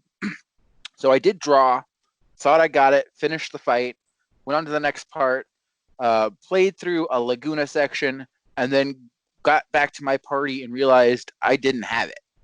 And I put the game down, and I never looked back. That is a And tragedy. that's my rage quit story. That's a tragedy. It really is. Because getting those summons was, 90% of the fun of that game.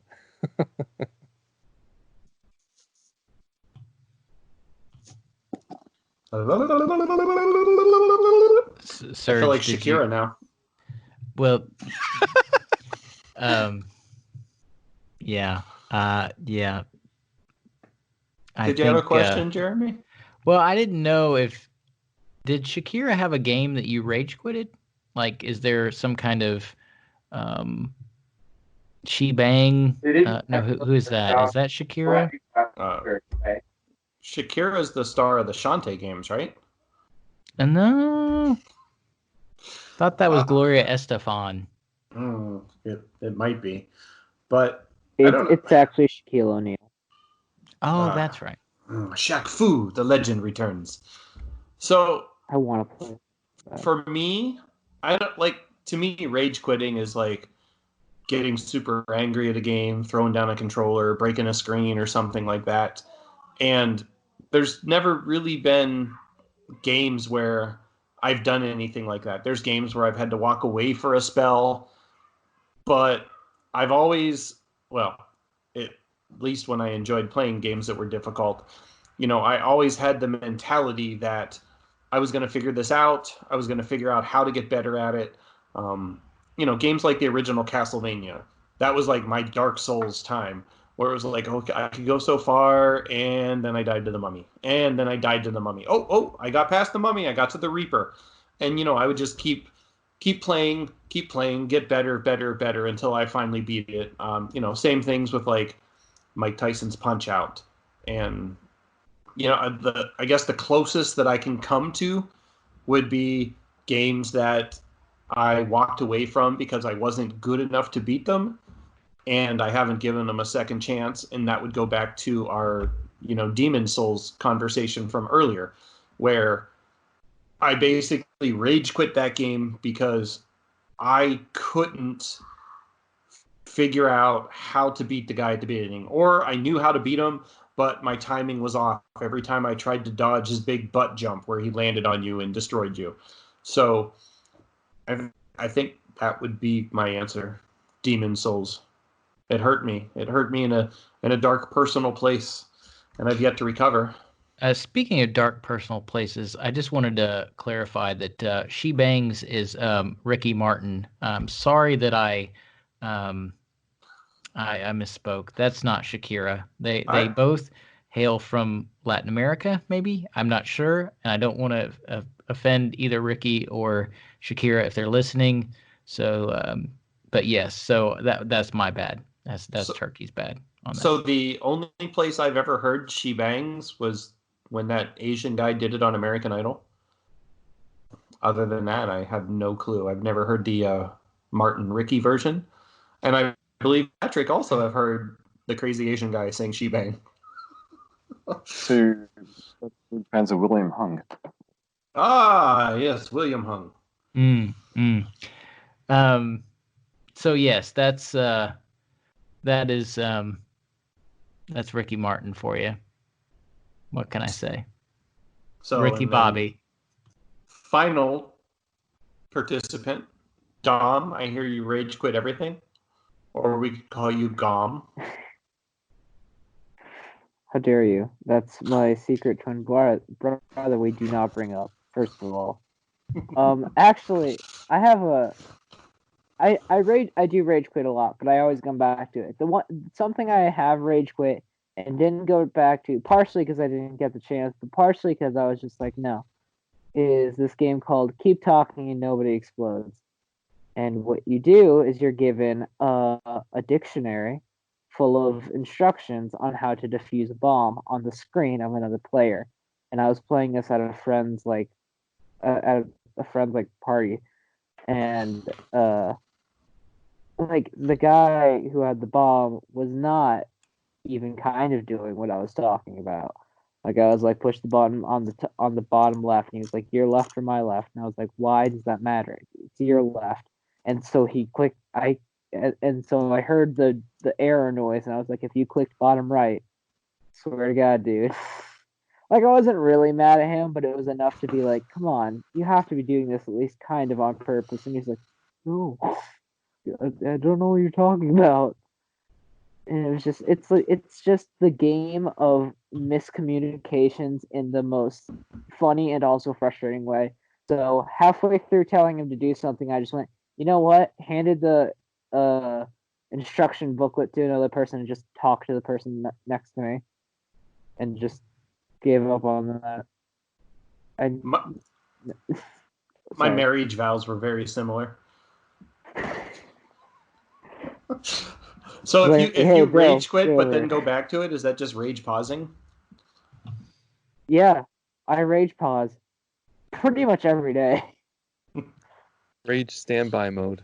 Yeah, I was gonna say, like, what song plays when you rage pause? Is it the Battletoads pause theme? What would be your rage pause song? You know that sound when you get like an audio glitch and it keeps repeating the first 3 seconds? That's kind of what it's like. Okay. Either that or a car alarm. I was gonna say, do you know that? Never mind, that was gonna be too stupid. I'm not doing that. Sonic. Do it.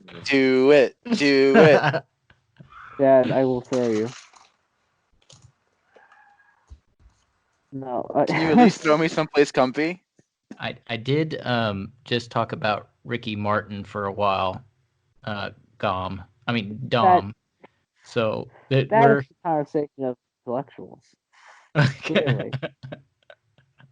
I was gonna say, do you know that one part of Take on Me where it's the piano going diddle-diddle-diddle-diddle-diddle?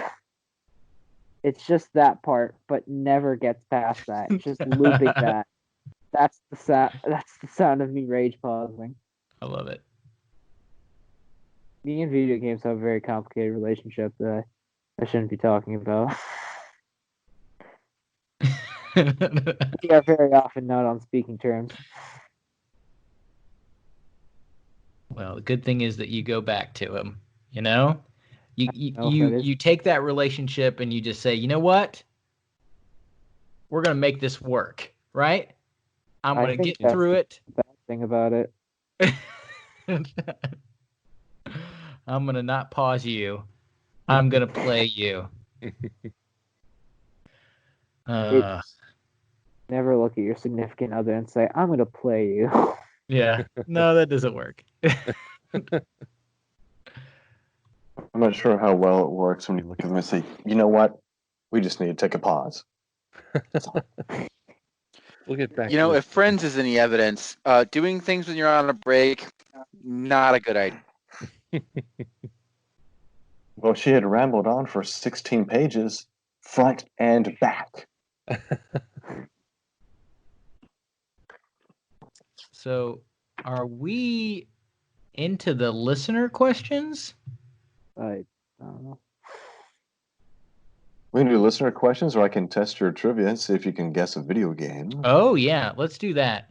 And then I might have to bounce after that. And then you can just tell the listeners where to go to follow me on Twitter or I'll tell you right where to go. All right, so this is taken from what Play One Podcast does with some of their after show stuff. I'm going to read just one of the reviews they have for a video game, and I'm going to see if you guys can figure out what game they are talking about. Now, to give you a reference, this is from the September 1993 issue. September 1993. do we work together or is this cutthroat? Am I going against everybody? No, I just let you guys work together. I don't really have enough for it to be like a full-on competition, but just to see how your general video game knowledge is. Got All it. right. Co-op mode. I love it. So this one was actually, well, I'm not going to tell you. I don't think the first blank, or I didn't think the first blank could be topped, but what a surprise this one is. The first improvement is the incredible speed and new attacks that can be accomplished. Don't think that the combos for the old one will work, because the computer isn't stupid anymore. The best fighting game just got better. Does the word combos involve a K? Ooh, I'm just reading it as the way it's printed. that's Any actually Street good Fighter 2? I think Mortal Kombat was 1993, wasn't it? One or two. Now it's got to be. It's got to be. Yeah. It's definitely. It's a sequel. Did it come? Yeah. Did it come out on Mortal Monday? No. Mortal Monday. Yeah. I feel like with it being a focus on combos, like I'm kind of leaning toward Mortal Kombat 2 as well. Well, I don't know, because like a big thing, because wasn't like a big part of Mortal Kombat's advertising, like it's bloodier or whatever. So you think that'd Fatalities. be involved? Yeah. Yeah. All right. So Jeremy was close. What'd you say at first, Jeremy? Street Fighter 2. It's Street Fighter 2 Turbo. Oh, Ah. Because of this speed. Yeah. Speed. All right. Oh, You know what? Maybe that was too tough. I'll try to make it easier for you. Here's the next review. Amazing. This 4-in-1 cart will keep fans occupied for hours, if not days.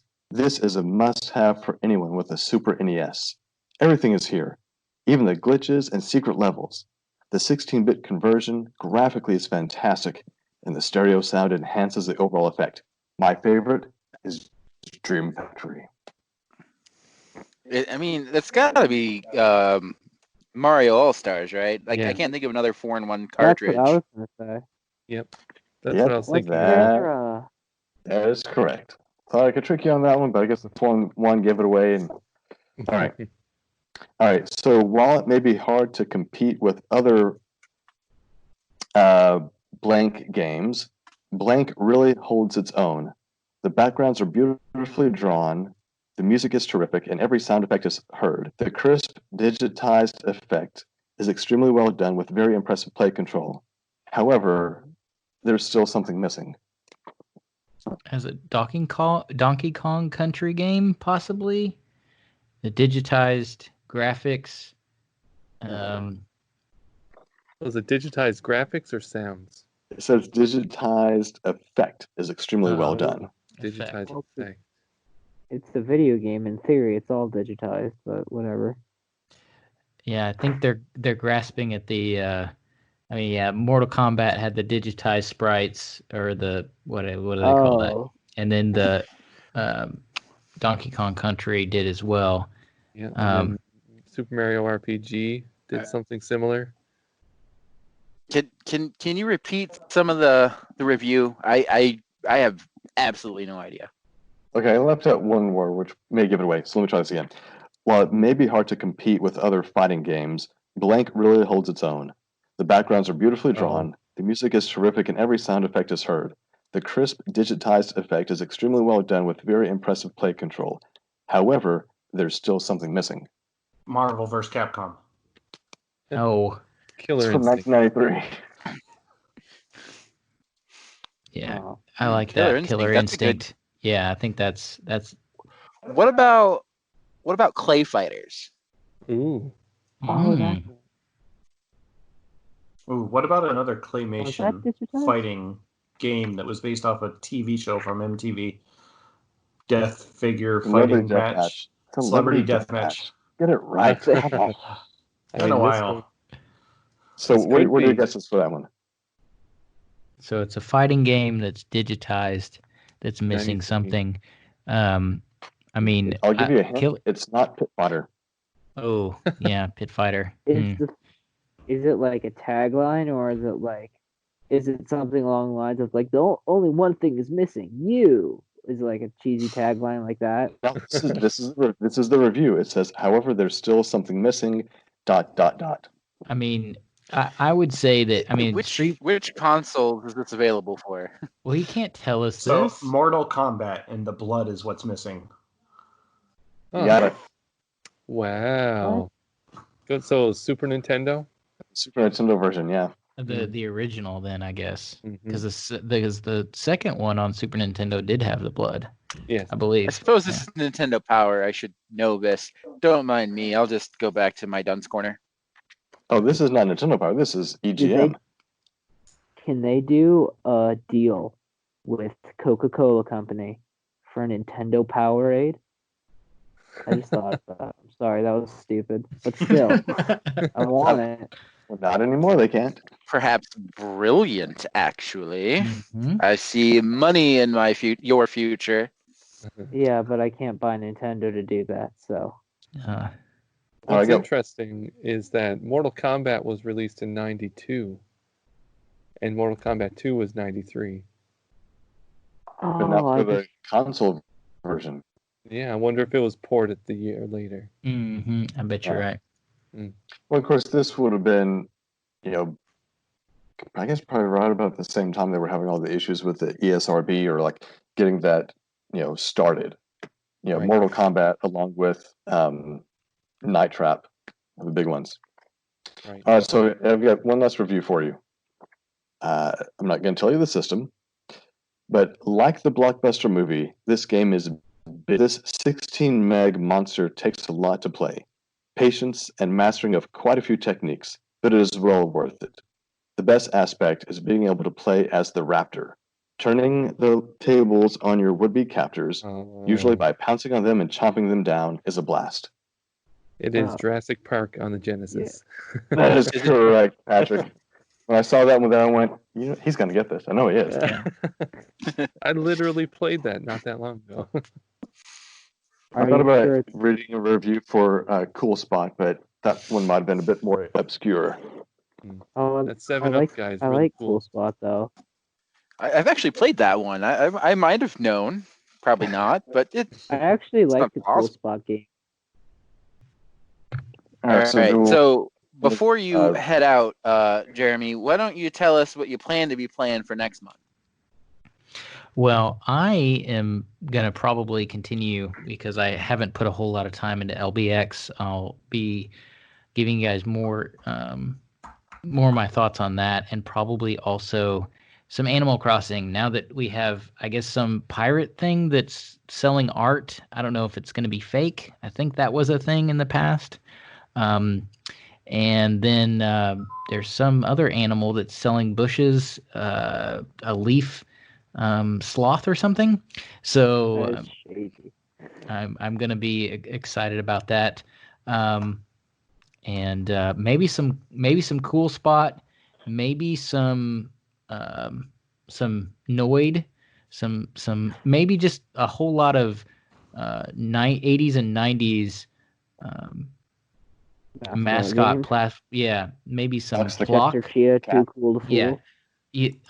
I had this Chester Cheetah game on the on the SNES, and it was garbage.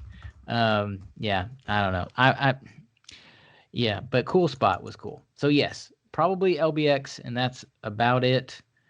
Some Animal Crossing, spattering of Animal Crossing. So and maybe some Snick King. Yes, Ryan. So, all right. Well, you guys take care and give the listeners my love. So, we'll talk to you guys later.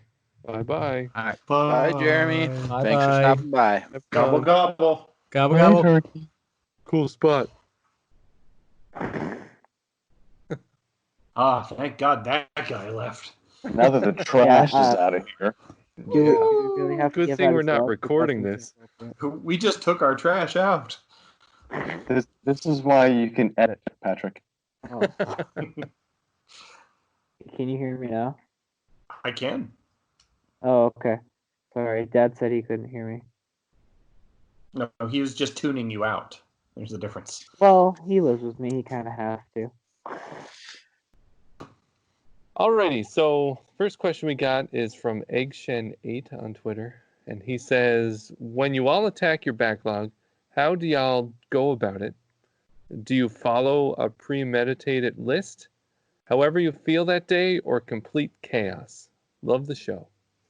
Well, obviously, the way everybody attacks their backlog is they pull out their backlog bingo card, and then they look at the games that they have, and they're like, what would fit here so that I could play? Personally speaking, I attack the backlog just by what do I feel like playing today?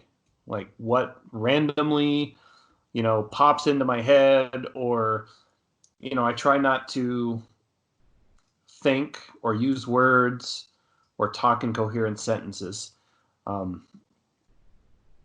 This will be edited out because I'm very bad at the words. Get distracted by chat. Oh, yeah. But I'm not good at planning out what I'm going to play, because usually when I try that, I'll have myself a list of games where it's like, I'm going to do this, and I'm going to do this, and I'm going to do this. And then I never get to that, and I get distracted by something else. So chaos reigns supreme, and that is my final answer, Egg. By the way, I love talking to Egg Shen on the fireside chat that I did. I enjoy that we have a listener who is a Big Trouble in Little China fan, and I feel like we should all just do Big Trouble in Little China quotes one episode. That's it. Like the whole episode will be nothing but talking in Big Trouble and Little China. I mean, it's a good movie. And Egg Shen's a cool guy, so I believe in those words that you speak. How do you guys attack your backlog? I was going to say, Other than Patrick doing it 35 minutes at a time. For me, the attacking the backlog is a very tough thing to do because, as you guys know, I just keep adding to it. And especially with a game like Animal Crossing coming out, which I knew was going to take up my time, and you guys are probably wondering what I've done with Stardew Valley. I don't want to talk about it, but at least it's not dependent on the game clock, or for the clock on the system, so I can get to that later. I didn't want to just only play Animal Crossing, so I made it a point to find some of the games that I have downloaded so I could play them, which is why talk about Floor Kids and Conduct Together and a few of the other ones. I still have Bastion that I need to finish, and there are a few other games like Pool Panic and Battle Chef Brigade that are fun. I just never get spend enough time with them. So I think for me, the way I attack my backlog is with this overwhelming guilt that is just hanging on to my shoulders, making me feel bad about these purchases that I've made, and I've done nothing with them. So when I see them there, I'm like, oh, I forgot that I bought that game. And it's not like I haven't played. Oh, yeah. What else? Okay, so Gravity is just showing us all these physical games that he has. I bet he hasn't. Are they still shrink wrapped? Good for you. Yeah, you got that one. Huh? So there are games that I have bought and I have never played. Mario Maker 2, the Pokemon games from last year, but I bought them more for my kids because I knew that my kids would be super excited, and I can't tell you how many hours they have put into those games. I don't feel bad about not playing those. It's the ones that I know that I bought for myself and I haven't touched, and I feel guilty because I spent money and haven't done anything. So I've got a lot of emotions. It's something that we deal with every day. Truly, truly, we wouldn't be talking if it wasn't the case, right? I appreciate the support, Luke. Thank you. Yeah, yeah. For me, I mean, I don't know if it's complete chaos, but typically it's whatever I feel like at the time. So usually when I'm playing a game, especially a longer game, I'm thinking of what I want to play next. I'm like, oh, that would be fun to play. And sometimes it distracts me from the current game that I'm playing. But typically when it comes to the time to actually finish the current game that I'm playing, my mind changes, 3 or 4 times. And then it's usually just whatever I feel like at the time, or it's the game that I just bought, because the game that I feel like playing is the game that I just bought. And that's really how I approach it. And that's why my backlog grows as well. See, I'm right there with you, Patrick. When it comes to tackling the backlog, I am 100% hooked on a feeling, and that feeling is whatever I feel like playing today. And that could change, or it could be laser focused. But I never know. So maybe chaos, but definitely just whatever I'm feeling that day. Normally, okay, this is gonna sound dumb and childish. If I have a physical copy of anything in my backlog, then I'll just like put all of them on my bed, and then just be like, this has the most interesting visual cover art. You win. And then I play that one. Or I'll play like the longest one first and the shortest one last, and then take years off of my life that way. Yeah, my approach is similar. I throw all my cases on the floor, and whichever one has anime ladies, that's the one I go for. So when you see 75 games with anime ladies, how do you wither it down though? That's when I have a mental breakdown. Next question is from OctoTaco1, who I have intimate relations with. Would you rather only be able to play games from your personal backlog for the rest of your life, or only be able to play brand new games as you buy them? This is a very frustrating would you rather question, by the way. And I get that would you rather is supposed to be that, but like I have that game and I've put 60 hours into it, Ryan. Has been Heroes. So I love the would you rather questions, and I really think it's something that we should probably do more often because I love opinions. But I hate this question because there's so many games in my backlog that I really want to get to that if I would choose to only play new games, I could never play Chrono Trigger. I could never go back and beat Astral Chain because I already own it. So technically it's in my backlog. I can't play the Bayonetta games because I picked them up and they're in my backlog. So would I be able to sell them off and then rebuy them? Or is it only new games that are being released? Because if that's the case, I think I'm just going to go with the backlog. And then once I beat everything that I have and I'm 85 years old, I'm just going to be a grumpy gamer complaining about how you kids don't know anything. That's fair. You could, in Fair. theory, do that now. That's That is true. That's what I do. But yeah, so I'm going with the backlog because I know the games that are on my backlog, and there's a lot of games that I really want to play, which is why I may have accidentally bought them. And I could, in theory, shut Twitter off and never pay attention to a new release and live a perfectly happy life. Not even What? sorry. No, continue. I was just gonna say you aren't even just uninstalling the app; you're just shutting it down. You've disabled the servers. Well, because I don't want to get FOMO. I don't want somebody to be like, man, the new God of War 2 is awesome, because then I'm going to go into a mental breakdown state. And I can't handle that. My heart, it'll be too heavy, like my waistline. Yeah, I kind of agree with you, Serge, that if we focused on our backlog, then we get to play all the games that we know that we wanted to play. And if we were to choose to only play new games, we would never be able to play those. So like you were saying, you'd never be able to play a classic like Chrono Trigger or the other multitudes of games that you have in your backlog. But then the problem with it being on your backlog and only being able to focus on that is that it's a limited quantity, right? So that if you finished everything, you basically have nothing left. But if you were to focus on only new games, you may not be able to play the old. But what happens if the companies re-release, remaster in collections, things like that? I mean, that's a loophole, I think. But no, it's not. But I don't know. Like you were saying, you'd be missing out on a lot of things that you may have wanted to play and would never be re-released if you didn't focus on your backlog.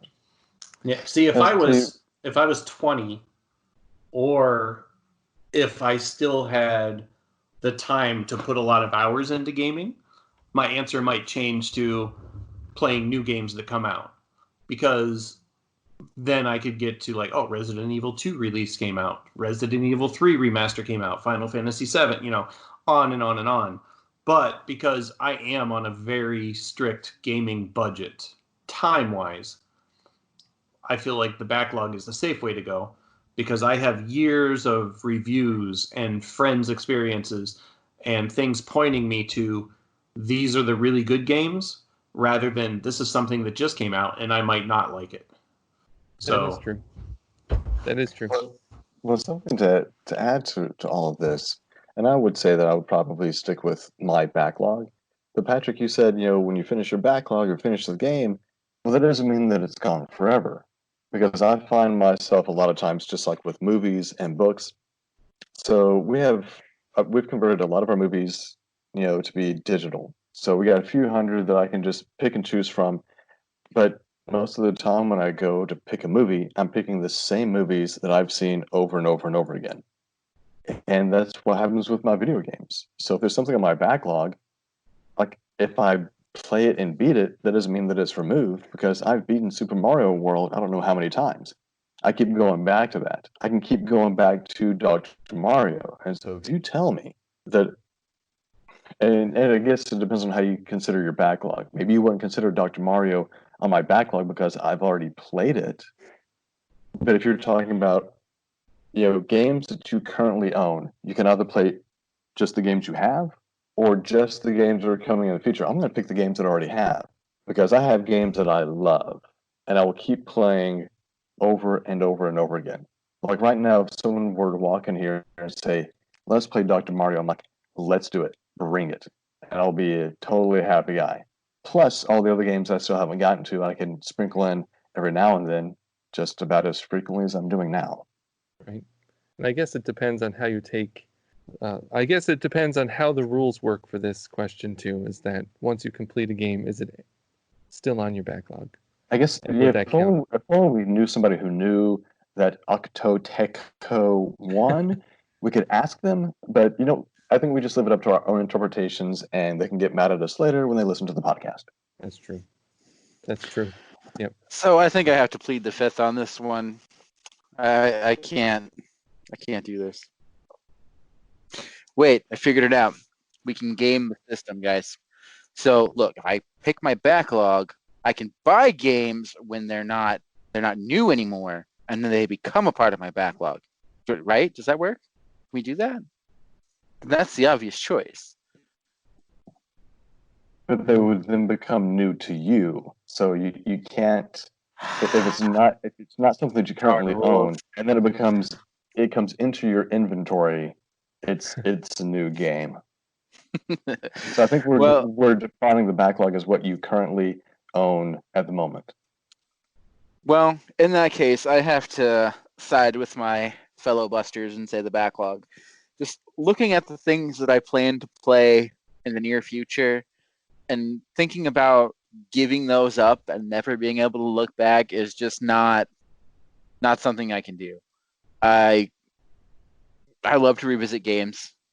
Just like you said, Ryan, I can't not have my backlog. It's the backlog, no doubt about it. What about you, Dom?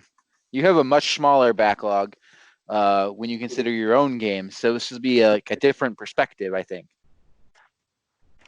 How dare you judge the size of my backlog, first of all. Second of all, I feel like I go back to games like way more than the average person. Like I get into moods where I'm like, I want to play this right now. I'm doing it. And so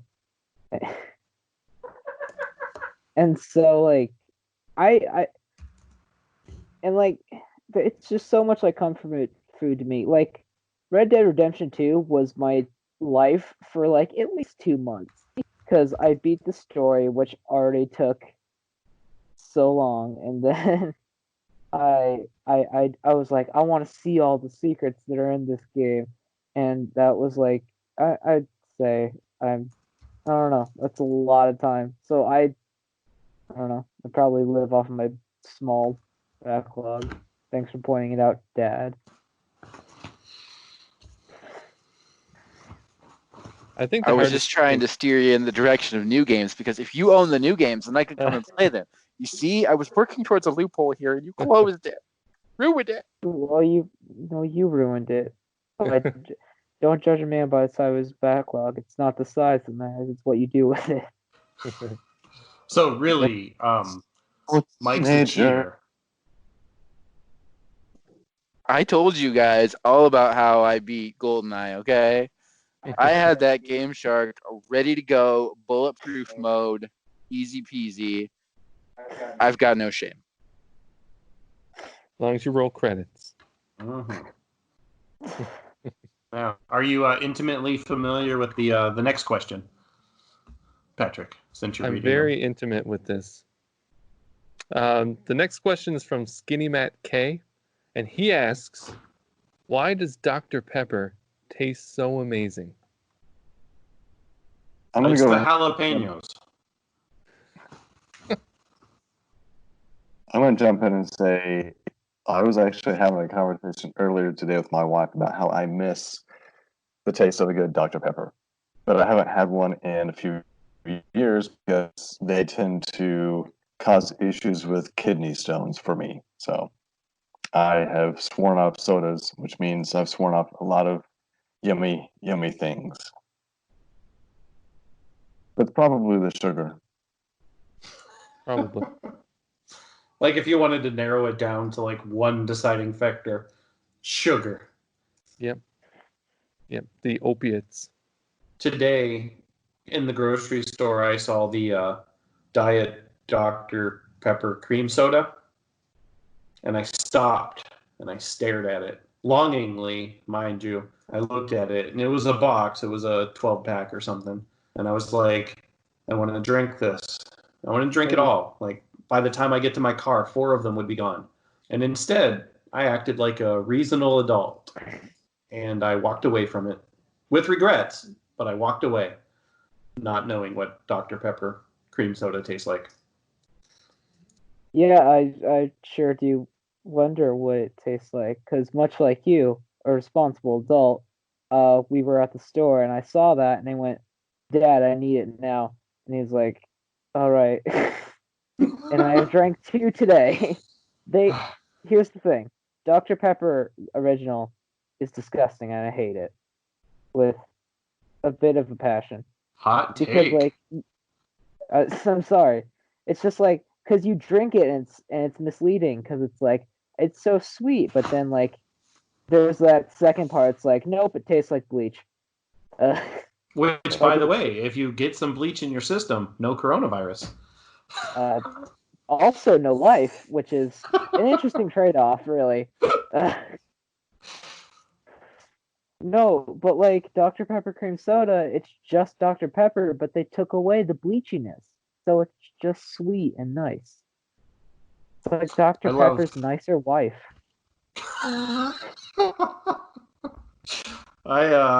Whenever I drank Dr. Pepper, I always had, at the time, the Diet Cherry Vanilla Dr. Pepper. and I really, really liked it. And then they stopped making it, so I stopped drinking the soda.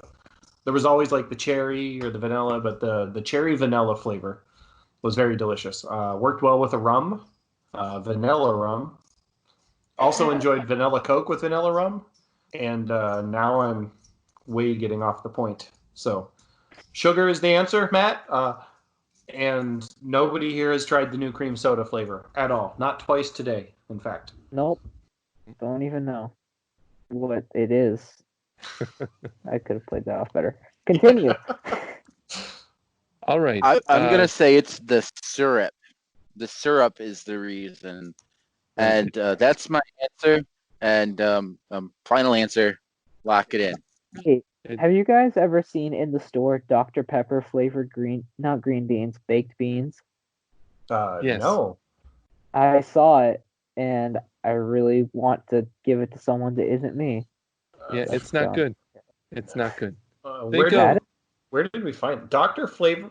Pepper flavored green beans? Wait, Yeah, which one of you ate it? it's baked beans. Baked Why did beans. you? It's not good. It's just not Why do good. you hate yourself?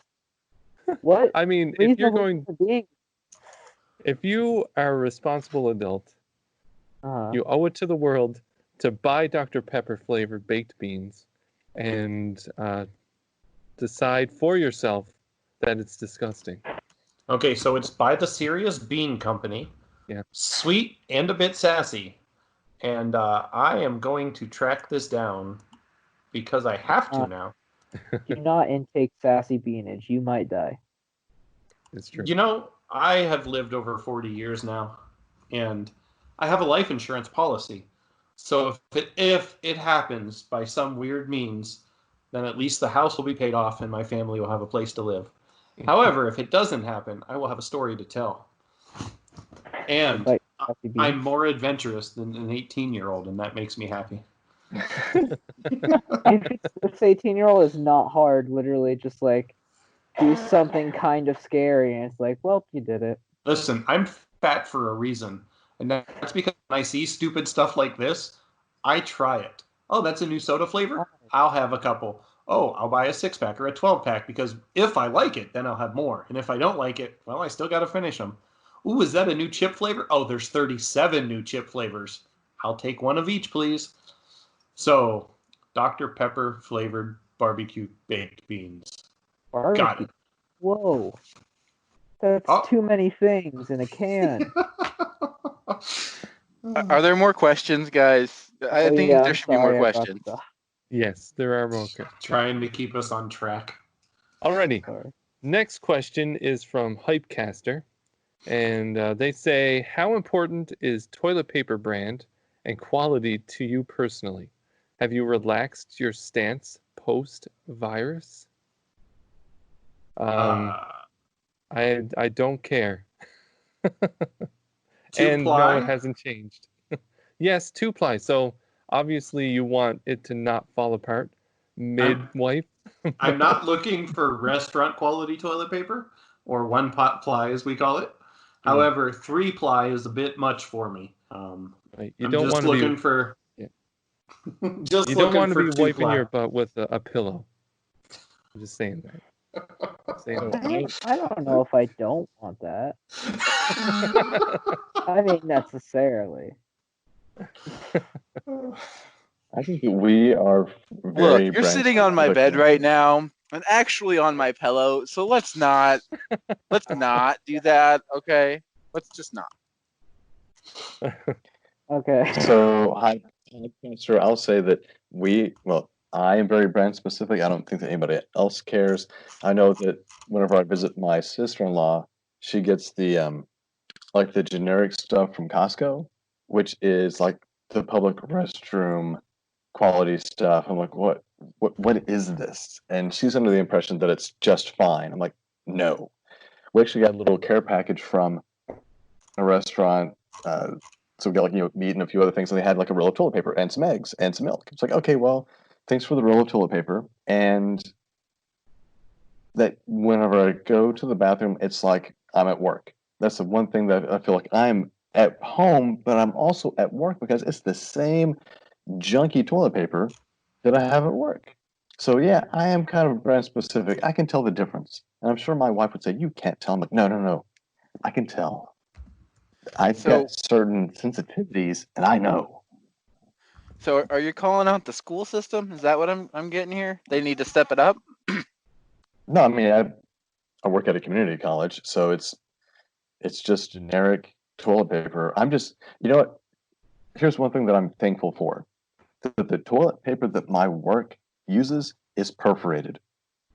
The worst thing for me is when you go in a public restroom and there's no perforation, so you keep What's- pulling.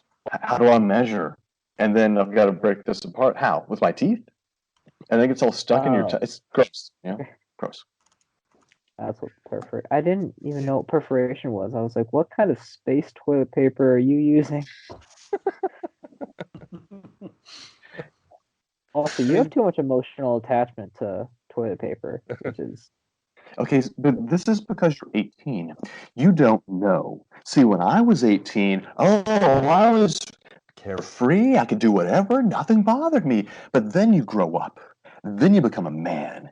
You get married. You have kids. You get responsibilities. You've got a job. All of a sudden, toilet paper matters. You remember this conversation.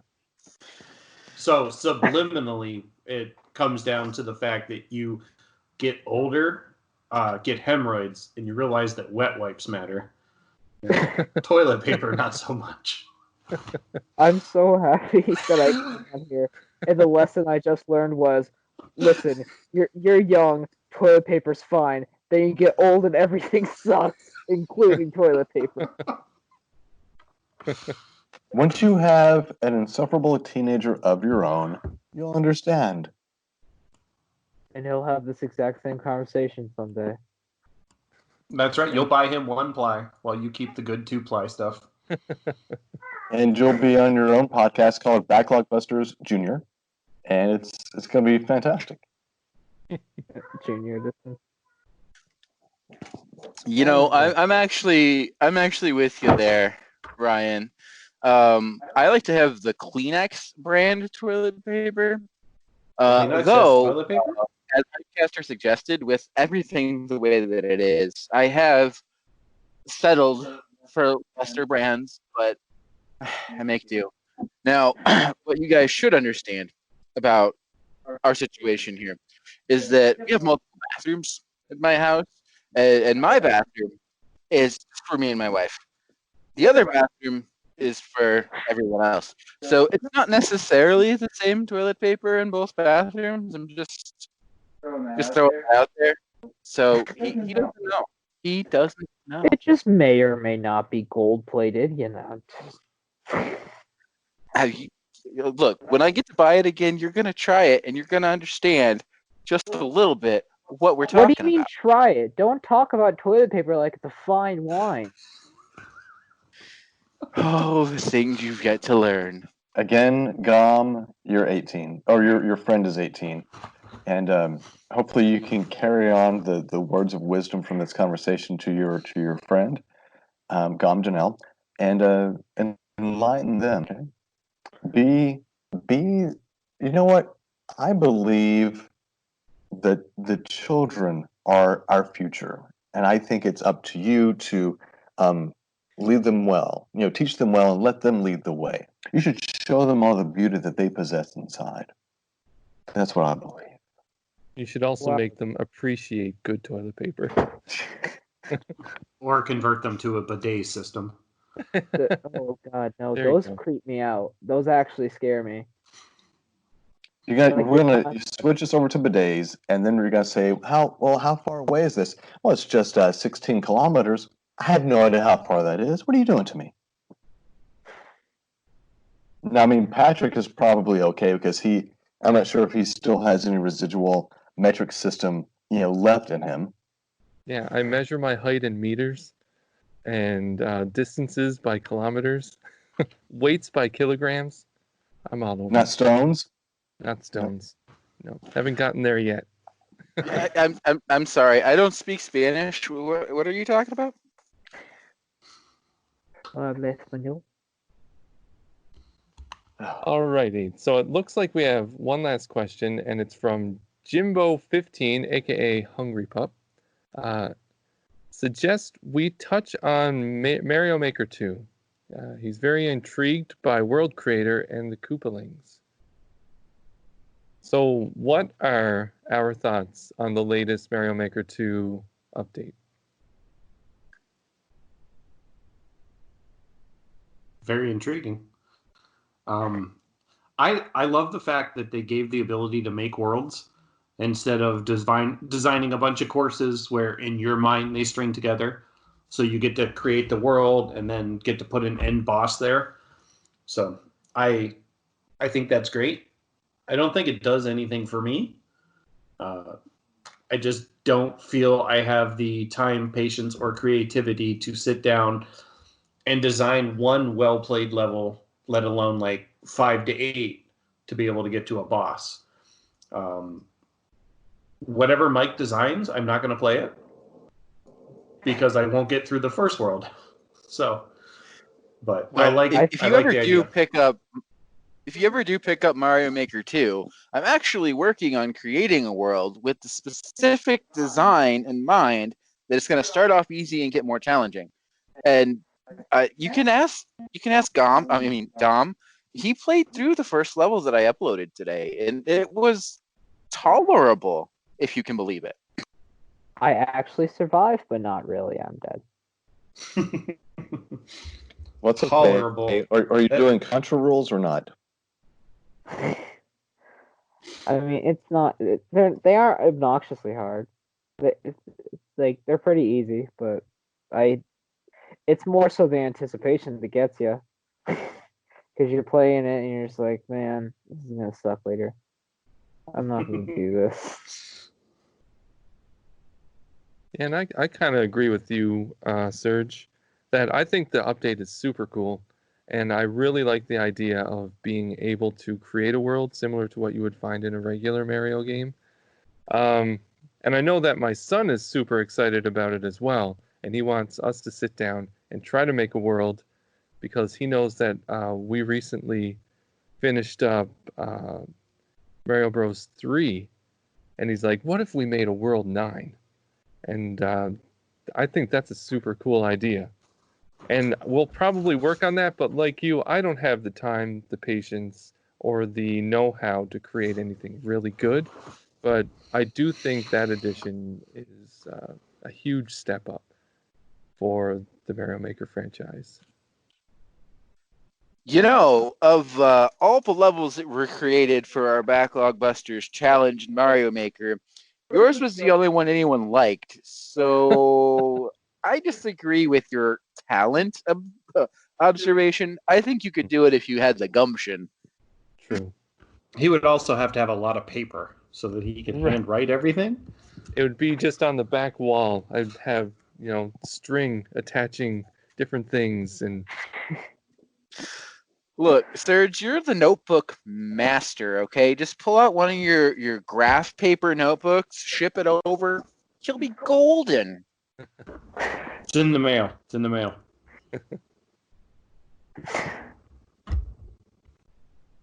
Anybody have anything else? I could gush about this update all night long. I will refrain But it's a from good going thing the night's over. going that in depth. But they've added so many new things that change the entire way that the game plays. From the new SMB2 mushroom that completely changes the physics of SMB1. You no longer bounce on most enemies. You can pick them up and throw them around at your leisure and redirect projectiles. It's amazing. SMB3, you got the frog suit now. That's makes water levels fun and challenging instead of a slog. And on the same note, the power up that they added for Super Mario World, the power balloon, they call it the P balloon, has the unique property of traveling at the same speed in the air as it does under the water. So you also have the option to make funner water levels in Super Mario World style, which is pretty cool. And they added a bunch of stuff to 3D World. The hats are amazing, and the boomerang suit is also cool. I mean, so much stuff. I have played through a handful of different worlds from creators that I know and some random people. But right now, most people are just using their old levels. You're not seeing a lot of the new stuff yet. But I think given a month or two, you're going to start seeing full worlds with all brand new course elements. And I think that'll be really cool once that's complete. But people who have a lot more time than I do will finish those. But like I mentioned, I am working on making a game within the game, and we'll see how far I get because I've tried this concept before, and it didn't get super far. But who knows? This could be just what I need to stick with it, and that's all I'm gonna say on Mario Maker. Well, guys, this has been fun. Jeremy, do you have any final words? Jeremy? Jeremy is not spoken. Dom, thanks for joining us. Thank you for letting me be here. It was fun. It was fun. Oh, you're allowed to interrupt. I was just gonna say you guys tolerated me more than I thought would be tolerated. No, Look, at this point, Dom, I'm worried they're gonna flat out replace me with you. So I think you're good. Nah. Just make sure you check your inbox, your email inbox for an application. Yes, we need to come up with an application. I like this idea. Anyway, this has been episode 274. We're the Backlog Busters. And gobble, gobble. Dear Backloggers, we accept the fact that we had to sacrifice a whole Saturday recording a podcast about games that came out years ago. But we think you're crazy to make us write this essay telling you what games we bought on sale. The backlog grows as it wants to grow. We play on easy mode. We don't often roll credits. But what we found out is that each of us has the blues, is an Odyssey and a Blaze Knight, a Math Man and a Turkey. Does that answer your question? Sincerely yours, the Backlog Busters.